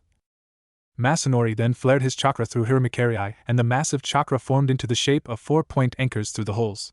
The result was that Ozu's body upper top was completely obliterated, spraying his body parts everywhere while leaving only his legs on the chair. Sweep his office for any valuables, especially documents. Kiri will be happy to take over his business, Masanori said while sitting on the desk while removing some flesh of his hair. Make it quick, we're going to sink a ship after this. Yes, sir, the ninjas in the room chorused. Haku was starting to have a good day. She thought that she would never escape not only from Kiri, but from slavery, but she did. She thought that Chojuro and Naruto were left behind, but they somehow managed to come along. And now they were heading to Wave to sort things out. She also gets to eat fruits. It was a rarity to be able to eat it when she was in the orphanage. They would feed her food scraps and stale breads. This was the first time she gets to eat a variety of fruits like peaches, dragon fruit, and mango. A lot of the children on the ship preferred to eat the sweet-tasting fruits. Naruto, however, loved dragon fruit. The fruit itself was weird. While most of the fruit on the ship tasted sweet, the dragon fruit's taste was bland. Not too sweet, not too bitter, and a bit sour. But what was surprising was its flesh. It was juicy and refreshing to eat. Not to mention that it has a lot of seeds and added a crunchy taste. She liked the fruit already. Say Haku? Naruto said. Haku said with her mouth full. I didn't know you have a bloodline. What kind of bloodline do you have? Naruto asked, and almost every bloodline children cringed at the question. People in Kiri don't respond very well to bloodline issues. Haku was hesitant to answer, but Naruto's smile and big curious eyes made her answer. I can make ice, she answered timidly. Ice? Awesome. Can you turn into ice, though? Naruto asked, and Haku titled her head. I am not sure, Haku answered. Oh well. Show me your ability, Naruto said, and Haku complied, turning the dragon fruit in Naruto's hand into a frozen fruit. Naruto then hit the fruit on the floor a few times and loud thunk could be heard. Awesome. Say boss, what do we do with the cuminins? Goza asked while munching on an apple. Before we reach Wave, we dispose of them in the ocean, Zabuza simply said while eating his own apple and observing the children, especially Haku and Naruto. Things couldn't have been better for the now missing ninja. While he failed in killing Yagura, at least he managed to escape, and not to mention, he has 19 children with bloodline that he could train and make his own army to strike back at Yagura. And although taking care of 19 children will be very hard, they'll manage. It seems that he will have to be like Oziu a bit. He will have to make them work for a living. But he won't be like Oziu, who oppressed the children who lived under him. Zabuza will train them on how to survive on their own, rather than make the children depend on him to live. Ah shit! 4 interceptors are heading our way, Meizu, who was on the lookout, said loudly. An interceptor was a high-speed boat with sole purpose of speed and enough firepower to down weak ships rather than defense and cargo capacity. They were designed to catch up with ships, and the strike team on board would board them or attack the ships while dodging enemy attacks. Kiri has the best ships of all elemental nations. While merchant ships are limited to wind-based propulsion, only the very rich and the hidden villages are able to afford steam-based ships. However, Kiri has something else that none of the rest of the world has yet: motorboats. The motorboats, along with other technologies found in the ninja world, were actually salvaged from ruins from the Tech Age, where technology was used heavily at the time. However, something happened and destroyed the Tech Age and left only few pieces of technology in ruins that are often underground. It didn't help that most of the technologies are quite complex in the current age. The Ninja Age wasn't able to fully understand them. They managed to replicate some of it, but not fully understand it. That's why technology was sporadic in the ninja world. Anyway, the motorboats that they found uses fuel that they aren't able to make yet. Research was made to use other fuel, but with the Civil War, it was a slow research. Miraculously, they are able to make it work with chakra, although it requires a lot of it. They bypassed this problem by using chakra storage seals. However, this limits its use on small to medium boats like the motorboats and jet skis. They will catch up to us in 3 minutes, Meizu added. Zabuza and Goza got up and prepared themselves for a fight. What do we do, boss? If they reach the ship, they're going to bomb us with exploding tags and high-powered ninjutsus for sure. This ship does have any weapons? Goza asked. Get the kids inside the ship and get the cuminins. Release them and tell them unless they cooperate for the time being, they will be killed, not by us, but by Kiri hunter ninjas, Zabuza ordered, and Goza nodded and set to work. You stay, Zabuza said to Haku, and Naruto didn't join the kids to get inside the ship. A few moments later, the cuminins got out to the ship's deck and faced Zabuza. Susumu and Aki looked ready to fight, while Nao looked angry with the fact that his business plan was going downhill. Listen up. Kiri send 4 interceptor boats after our asses, and I bet it isn't to capture us. They will show no mercy and do everything they can to sink us. Now, I estimate around 20 Kiri ninja heading our way, and they are the hunter ninjas that specializes in killing bloodline users. They will not fight fair and they are very strong, Zabuza said, and now, Haku and Naruto looked a bit scared. We have to kill them to survive this. Gozu, Meizu, and you, Zabuza pointed to Aki. Protect the ship. This will be very hard and expect a lot of exploding tags and high-powered water techniques, the 3 of them nodded. You and you will follow me. We're going to do something about the boats, Zabuza said to Susumu, Nao, and Haku. Eh? And me? but Haku said nervously. You're going to have to use your powers. Either you kill them, or they will kill you, and your friends. Do you want that? Zabuza asked, and Haku shook her head. Good, now get ready. Don't you think that this is overkill? Masanori asked Owl, who shook his head. No, sir. If I must say, we're being outnumbered 20 to 22, if they didn't kill the Cumanins, 25, Owl said. But it's not like the bloodline children can fight, Masanori said.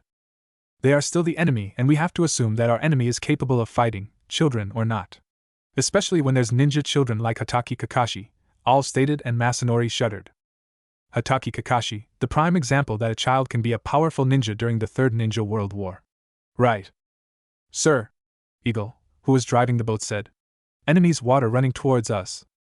Masanori squinted his eyes to have a better view of the ocean, and sure enough, he saw 3 figures water running towards them. Should we hit them with our boats? Eagle suggested. No, that will be very dangerous. Spread out and circle, the Masanori couldn't finish when the attack started. Cumanins, I want you to attack using your lightning arsenal on the first left and right boats. Make them swerve towards the center of the formation. Zabuza ordered. His executioner sword's tip was cutting the surface of the ocean from his running now growled but complied anyway. The 4 interceptor boats were moving in a line position towards them. Susumu and Now then flashed their hand seals and initiated their techniques. Lightning technique. Lightning stream. The Cumanins chanted and sent a stream of thick lightning from the palm of their hand.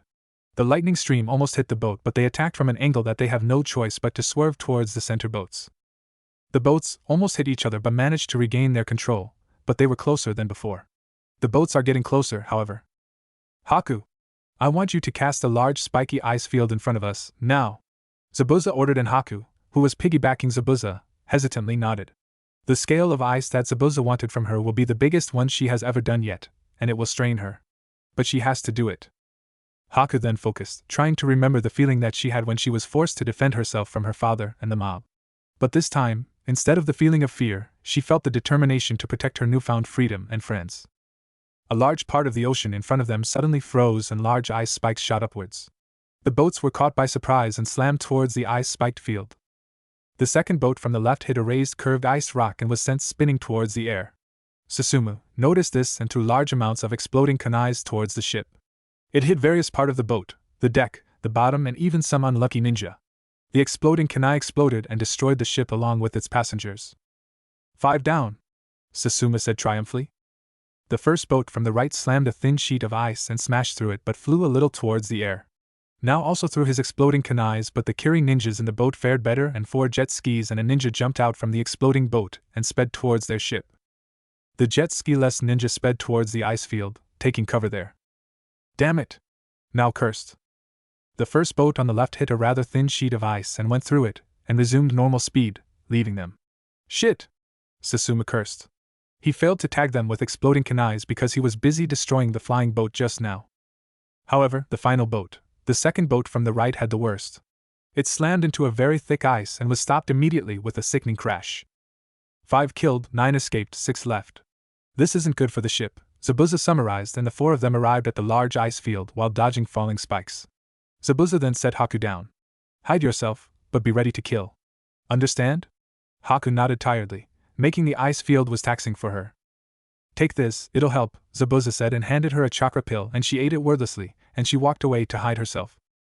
You guys are a fucking pain in the ass, you know that? A voice said. Masanori with 5 Kiri hunter ninjas appeared on top of the boat wreckage, and they were unharmed. It seems that they managed to escape on the last minute. Masanori then drew out his Hiramikari and stabbed it into the boat. The rest of you, handle the Cumanins. Zabuza is mine, Masanori ordered. The Kiri ninjas nodded and sped towards different direction. The Cumanins did the same and left Zabuza with Masanori alone. So Masanori started. How have you been? Masanori then dashed forward and slashed Hiramikari at Zabuza. Zabuza blocked it with his own sword. Fine, before you came along, Zabuza replied and pushed Masanori away. Ditto, Masanori replied.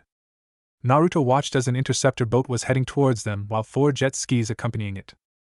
Oh boy, they're here, Naruto said anxiously. Don't worry, we'll protect you, Aki said and put a hand on his shoulder while giving him a reassuring smile. It seemed like she doesn't mind about being knocked out and tied earlier. Naruto nodded with a smile. Get ready! They're going to throw lots of exploding kunais. Don't let them stick to the ship. Meizu ordered, and the three ninjas began to spread out around the ship to better protect it. Naruto knew he must do something, and it is time to use his powers offensively again. It was kind of hard because for 3 months he has been training on mainly how to suppress his chakra as not to harm himself and others when touching him. He hasn't started on offensive techniques yet, as the Terumi wanted for him to have excellent chakra control first. But now he has to start being on the offensive. That would be easier than you think, kid, Kyubi said. Oh hey. I thought you were sleeping or something since it has been a while since you talked to me, Naruto mentally said. Because there isn't much for me to talk to you at that time. You were handling the situation quite well. I'm impressed, Kyubi said again. Oh, thanks, Naruto thought. Anyway, remember that unlike the others, your powers are based on your emotions and instincts rather than hand seals, Kyubi said, and Naruto nodded. So I must feel the need to eliminate my threat, Naruto thought again, and Kyubi replied with a HN. Alright, here goes, Naruto said and pointed a finger towards the incoming interceptor, and he could see the driver, a lizard ninja. Naruto focused his thought, thinking that the lizard ninja was a threat to his life. The boat was coming closer, and his heart started to pound faster. Arcs of lightning began to appear from his body and started to focus on his finger. A small ball of lightning started to form on his fingertips and shot out, lightning bullet, towards lizard. The hunter ninja was very surprised at the attack as it was way faster than normal lightning chakra attacks. He couldn't react fast enough, and the lightning bullet burned through the windshield and into his head before exploding into arcs of lightning, destroying the head completely. Lizard's body twitched violently before dropping to the floor, and the boat slowed down. Yes, Naruto said. His victory is short-lived, however, as 4 jet skis jumped out from the boat and sped towards the ship. Multiple exploding kunais shot out from the sides of the ship, courtesy of Gozu, Meizu, and Aki towards the incoming attackers. Explosions rocked the seas and signaled the start of the battle. Susumu was having a bad day. He already knew that getting involved with Nao was a bad idea. But he was roped into it with the pretext that it would help the bloodline children. He didn't think that Nao was going to sell them to Gato. This was because he wasn't sure if Gato would sell them to Kumo. He could sell them to other villages with the highest bid. Susumu, although his exterior might say otherwise, was a kind-hearted man. He wouldn't step on a fly if he could help it. But now, things are looking very bad. The children and him could get killed. And even if they survived this, they could be under new management, Momochi Zabuza. Who knew if the demon was any better than the rest of Kiri? So now he has to fight against the Kiri hunter ninjas and later, if need, Zabuza. He wasn't sure if he would live after that, but he'll try. And he got to fight 3 Kirinins too. Yay! Susumu drew out his large sword. It was an oversized normal-looking double-edged sword. Say what you will of the size, but he was not compensating for something. He used large swords because he can, and it was effective against tiny swords. He killed countless ninjas who used normal swords of weak material with just 1 slash. The first Kirinin, Crow, dashed towards him with his own katana held out. Crow was more likely the bait to draw his attention, while the rest was waiting for a chance to attack from far or put traps. As soon as Crow was in striking range, Susumu slashed vertically from the top at him. Crow then immediately backpedaled backwards to avoid the sword. Susumu raised an eyebrow but didn't let it bother him anymore. Crow, however, expected for the large sword to crash down on the ice. He would then jump on the sword, hoping to cause it to get stuck, rendering the Kuminin swordless, and ran along the sword and attack him. But Susumu wasn't a mindless sword-swinging simpleton. He was a Jounin sword master from Kumogakure, one of the 2 hidden villages to specialize on sword mastery. His strike was true, and not wasteful. Susumu's sword stopped halfway and was now pointed at Crow's stomach, and Susumu lunged forward, impaling him in the middle of the stomach. Crow was shocked and held the sword with both of his hands, but sadly, unable to get a grip because of its width. Susumu then brought his sword downwards, splitting his crotch in the process. Crow screamed at the unholy pain he was feeling, and Susumu also cringed at the sight. Susumu then, with a quick motion, decapitates the now eunuch ninja. He would like for him to feel the pain longer, but he couldn't afford his friends to rescue him. Large wave of fire raced towards him, and Susumu jumped away, and the flame consumed the dead Kirinin. It was sad at how little his friends respected him after death. That or death by flames was much better than castration and decapitation. Susumu, while in midair, looked back at where he was going to land and saw explosive notes, set to detonate once he's in proximity. Fuck. Susumu then brought his sword to cover himself, the flat surface facing him and the explosive notes. That was the perk of having an oversized sword. His was wide enough to cover his body and acts as a shield. The notes exploded once he was near, and the blast propelled him forwards. He was lucky that the notes exploded on proximity and not contact. It would hurt him more if it was the latter. He was in midair again, and there was a large amount of razor-sharp wires in his trajectory, and was ready to slice him into ribbons. He then slashed his sword vertically again, but it was a mistake. Before his sword could touch the wires, it slacked and the ends of the wires moved to surround him. The Kirinans expected for him to do what he did, and he fell into their trap like a mouse. The wires then wrapped around his body, but not before Susumu coated himself with lightning chakra. The lightning chakra didn't cut, however, and instead traveled along the wires. If it were normal rope, it would have been cut to pieces. The wires tightened for a moment, and cut into his skin before it loosened as his lightning chakra deterred his assailants. As soon as he was free, Susumu dropped his sword and substituted with the charred corpse of Crow below him. Susumu appeared on the slightly melted ground while his sword still in the air, and the charred corpse were pinned with multiple exploding tags. The poor corpse exploded in a shower of blood and meat. The thing about Kirinans assigned to down ships was that they have loads of explosive notes. The Kirinans saw that he was swordless and took the chance to engage him in close combat. Bear appeared and slashed downwards at Susumu with his kunai, but before it could hit anything, Susumu brought his hand to block it. However, his block wasn't aimed at the blade but rather the fingers on the handle. His arm connected with the fingers with a sickening crack and Bear involuntarily released the kunai. Susumu caught the short sword while Bear stumbled backwards and jumped away. However, Eagle appeared behind him and stabbed through his kidney with a katana. Susumu held the bloody blade with his free hand, pulled it forward and brought Eagle closer towards him. Eagle couldn't react fast enough and Susumu stabbed Eagle's kidney multiple times before finally stabbing and holding on to him. Karma's a bitch, huh? Eagle violently coughed blood and Susumu then quickly spun on the spot and Eagle, who was still holding to his katana and pinned by Susumu, was caught in the momentum. Eagle was now facing Bear and Susumu's sword sliced him through the head on its way down, cutting him in half. Susumu grunted in pain at the maneuver that he just did. Bear then took this opportunity to appear in front of Susumu, wanting to exploit his moment of weakness. However, Susumu expected this and broke the katana on his stomach with his hands and stabbed forward with all his might. The blade hit Bear's throat and went through while his kunai slashed horizontally at Susumu's own throat. However, Susumu stabbed with such force that his hand hit Bear's throat and pushed him backwards a little bit. This caused Bear's slash to hit his throat, but it wasn't too deep to cut it open, only to cause a small cut. A small trickle of blood flowed from Susumu's mouth and neck, but it didn't bother him yet. Susumu then pushed Bear away and took out the broken katana from his throat. Bear then, as a last act of defiance, threw his kunai at Susumu's heart. Susumu was a little bit slow to catch it, and the kunai hit his left arm. Bear then stopped moving and fell to his knees, dead. Weaponless or not, you should never engage a close-range specialist in melee. Now you owe me big time, Susumu said and sat on the floor. Now's day started from good and now, it turned sour like rotten foods. If he had known, he should have stayed back at home with his lottery winning. What the hell drove him to do to this in the first place anyway? Ah yes, the debts. You see, now was a compulsive gambler. They say that it would get worse before it turned good and now was in that kind of situation. He got shitload of debts that would leave a dent on his lottery winning and as usual, he figured he could gamble again by doing something very risky. And you get the idea of what happened next. Now pulled out his two kunais and held one in reverse grip and the other with normal grip.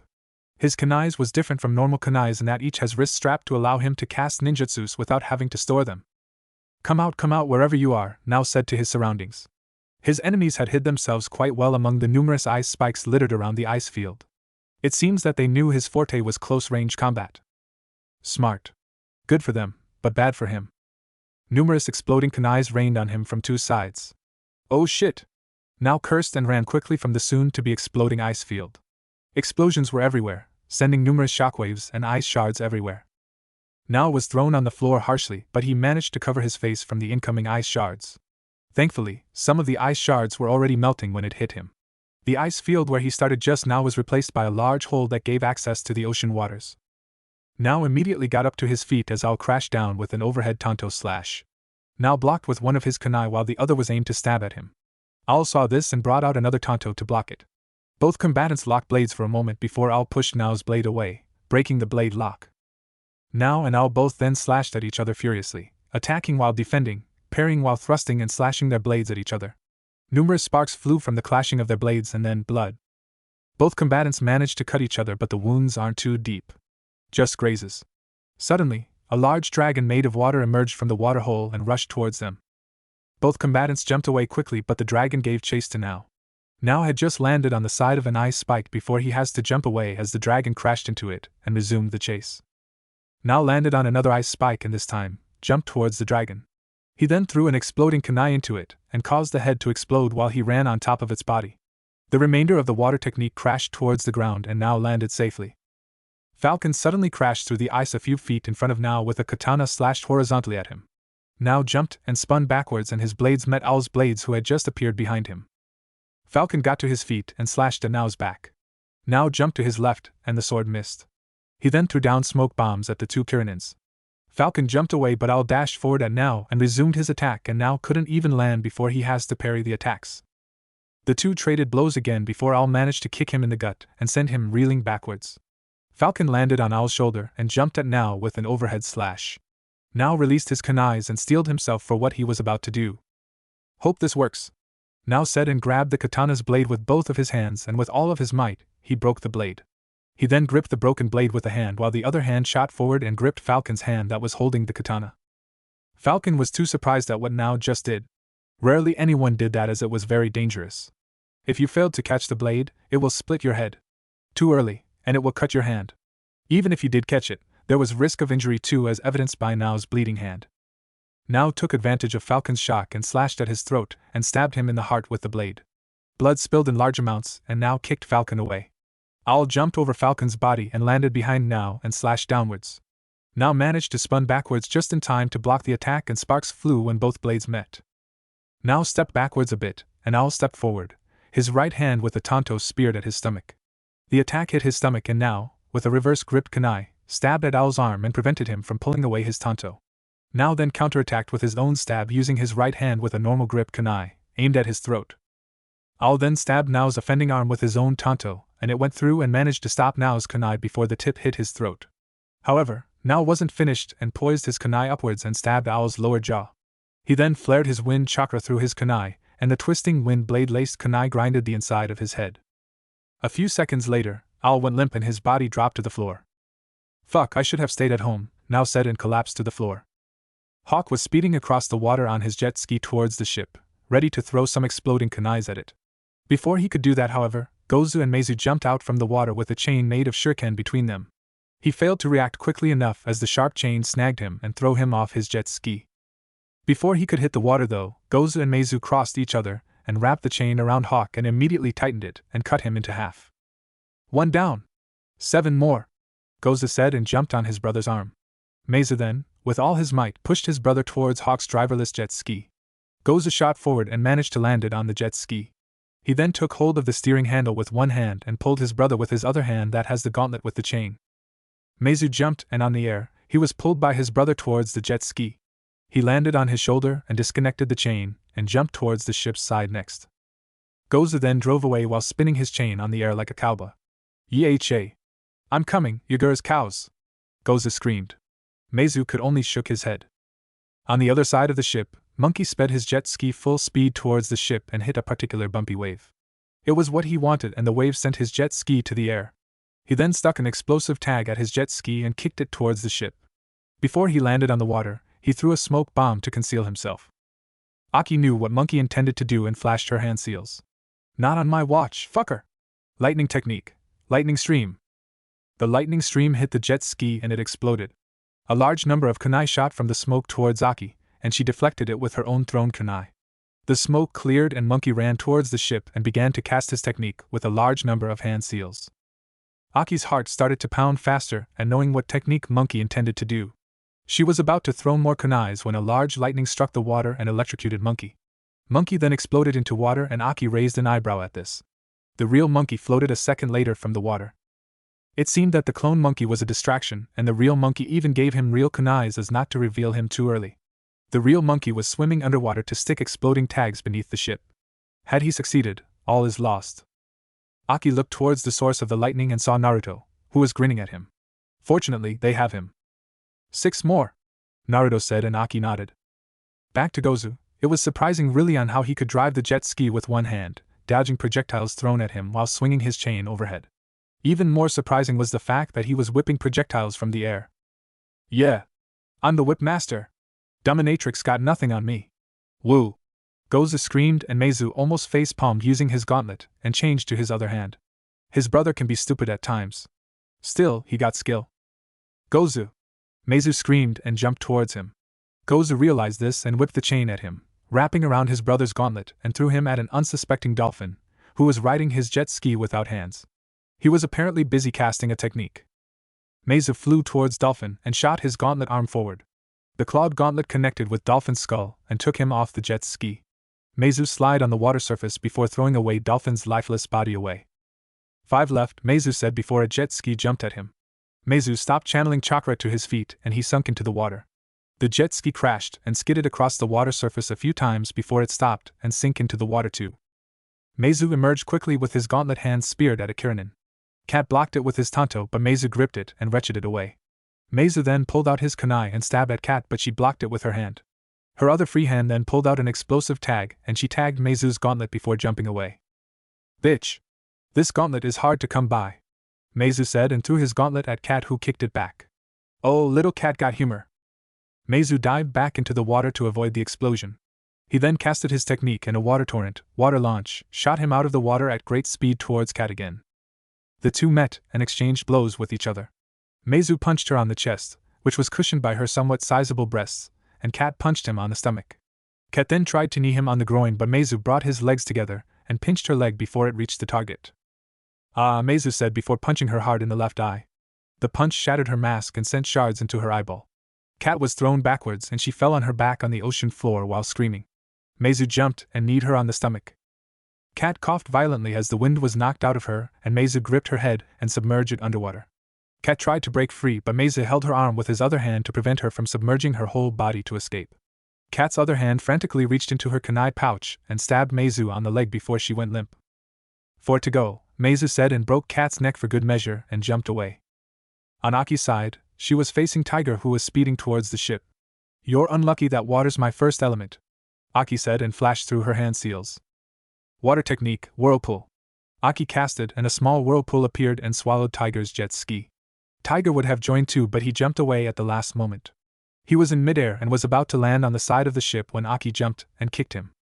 Tiger blocked it with a cross guard and was pushed away, but later found out that Aki had put an exploding note on the bottom of her leg before kicking him and transferred the exploding note to his hand. Tiger couldn't remove the note quick enough and it exploded, taking his arms with it. Tiger fell into the water, screaming while bleeding like a fountain. Aki landed a few feet away from him and flicked a kunai to his head, silencing him immediately. 3 left.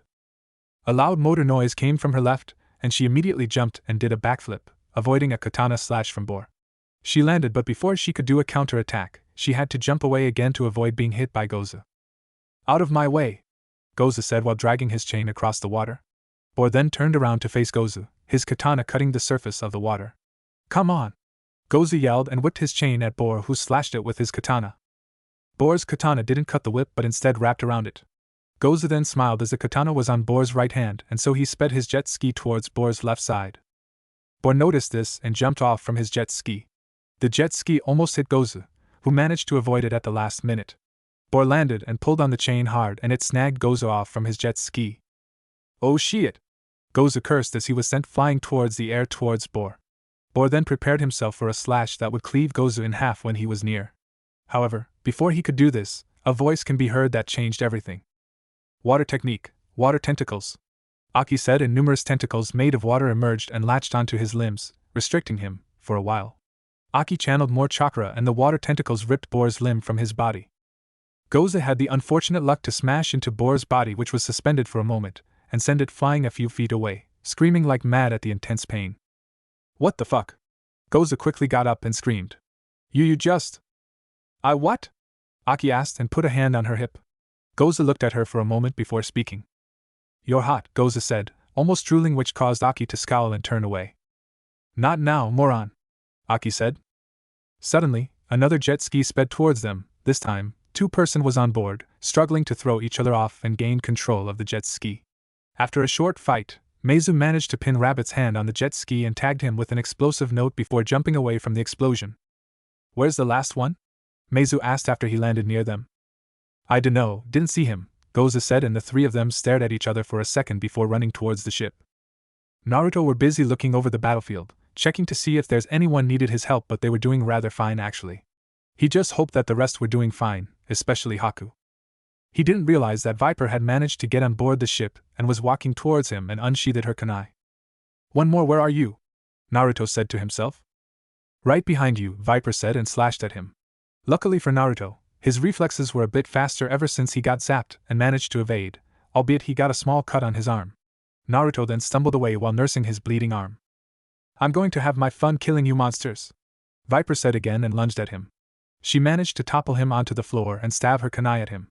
The kunai almost hit Naruto's eyes, but he blocked it with his hand and the kunai pierced through.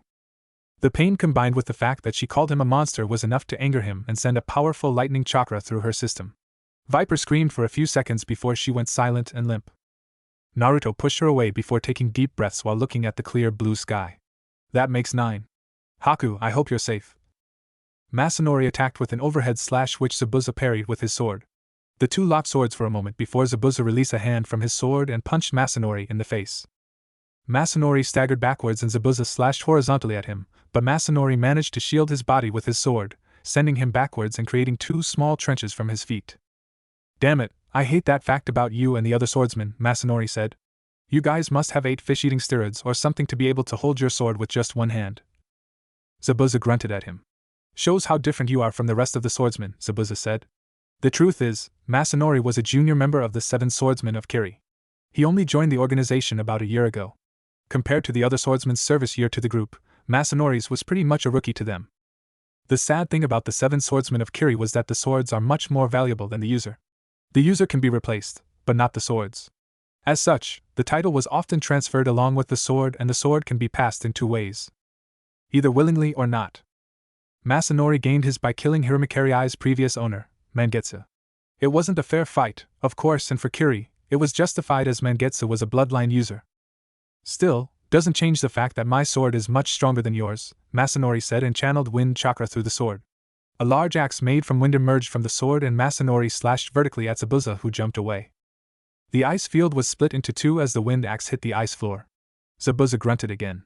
Another thing about the 7 swords of the swordsmen of Kiri was that each sword has their own perks and disadvantages.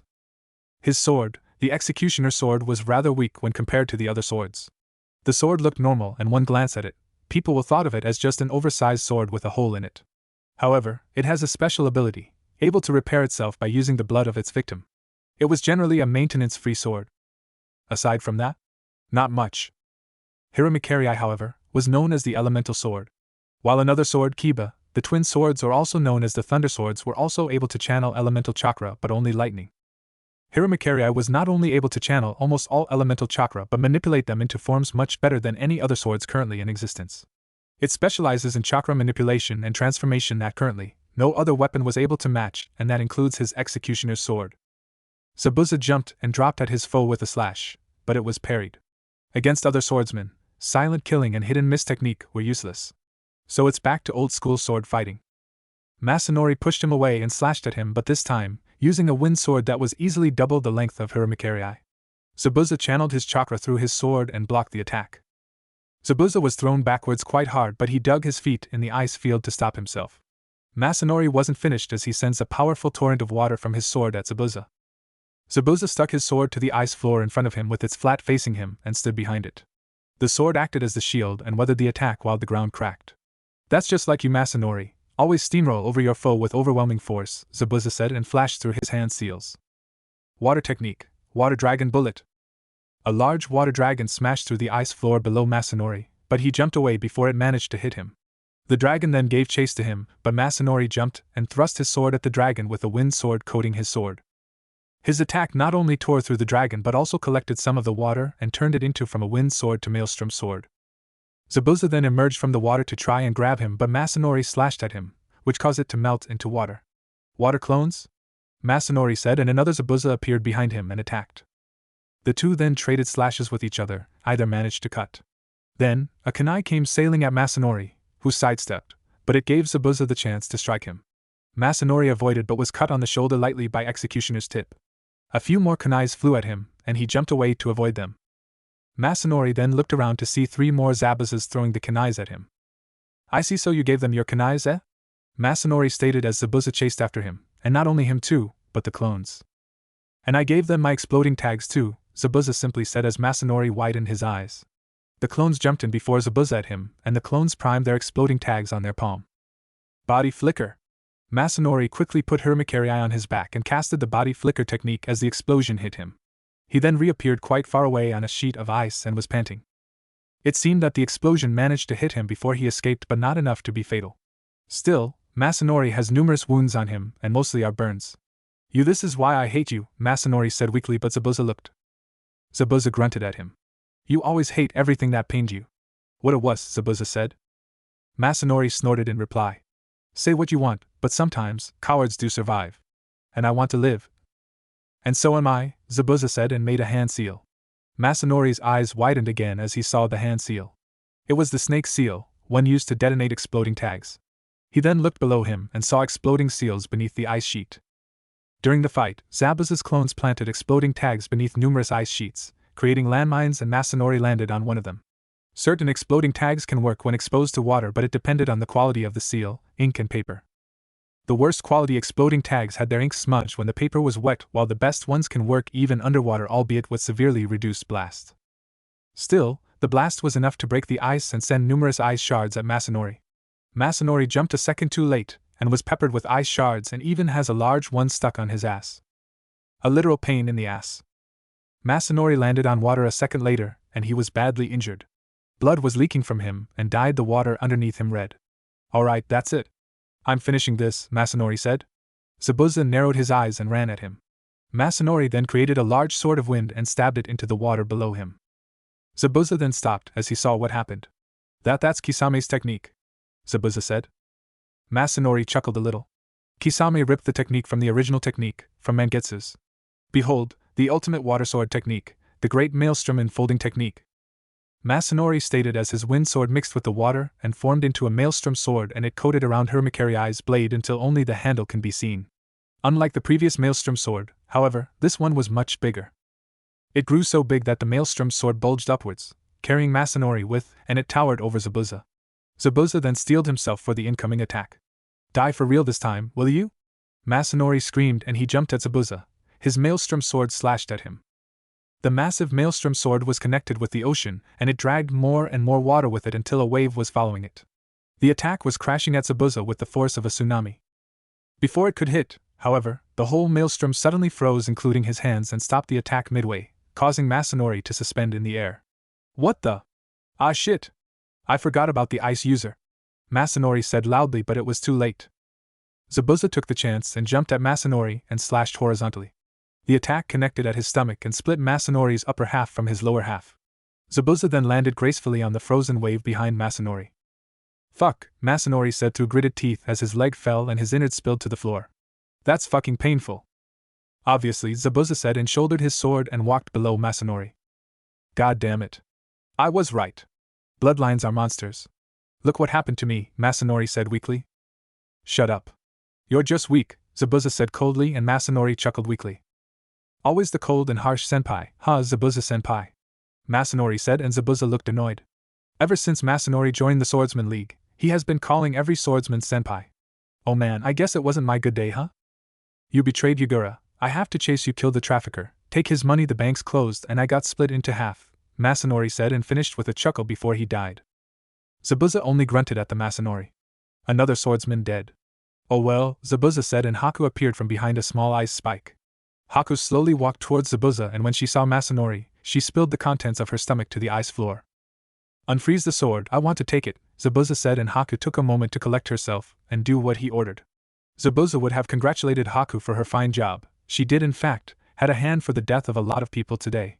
But then it would only make her think that the only thing she's good was killing, and hate her abilities. He couldn't have that. Not yet. After this, Haku could be his strongest tool yet against Yugura. Kill the trafficker, take his money, the bank's closed. Zabuza widened his eyes in surprise and quickly searched Masanori's pouches. After a minute of searching, he finally found it. It was a storage scroll that contains all of Ozuyu's money. He couldn't believe his luck. His actions today in trying to assassinate Yugura caused the bank to close and made Masanori not able to store the money. And now, Zabuza got himself a fat load of cash, enough to fund for his army.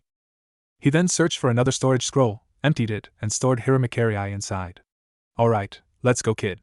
Time to start anew, Zabuza said with a somewhat happy tone, and Haku could swear he grinned underneath his creepy bandage mask. But Zabuza was right, time to start anew. What if Naruto has red lightning bloodline? And thanks for watching my video till the end. If you enjoy this content, then do consider subscribing to my channel, and leave a like if you guys need the next part. comment down, and thanks for watching the video, and see you guys in the next video.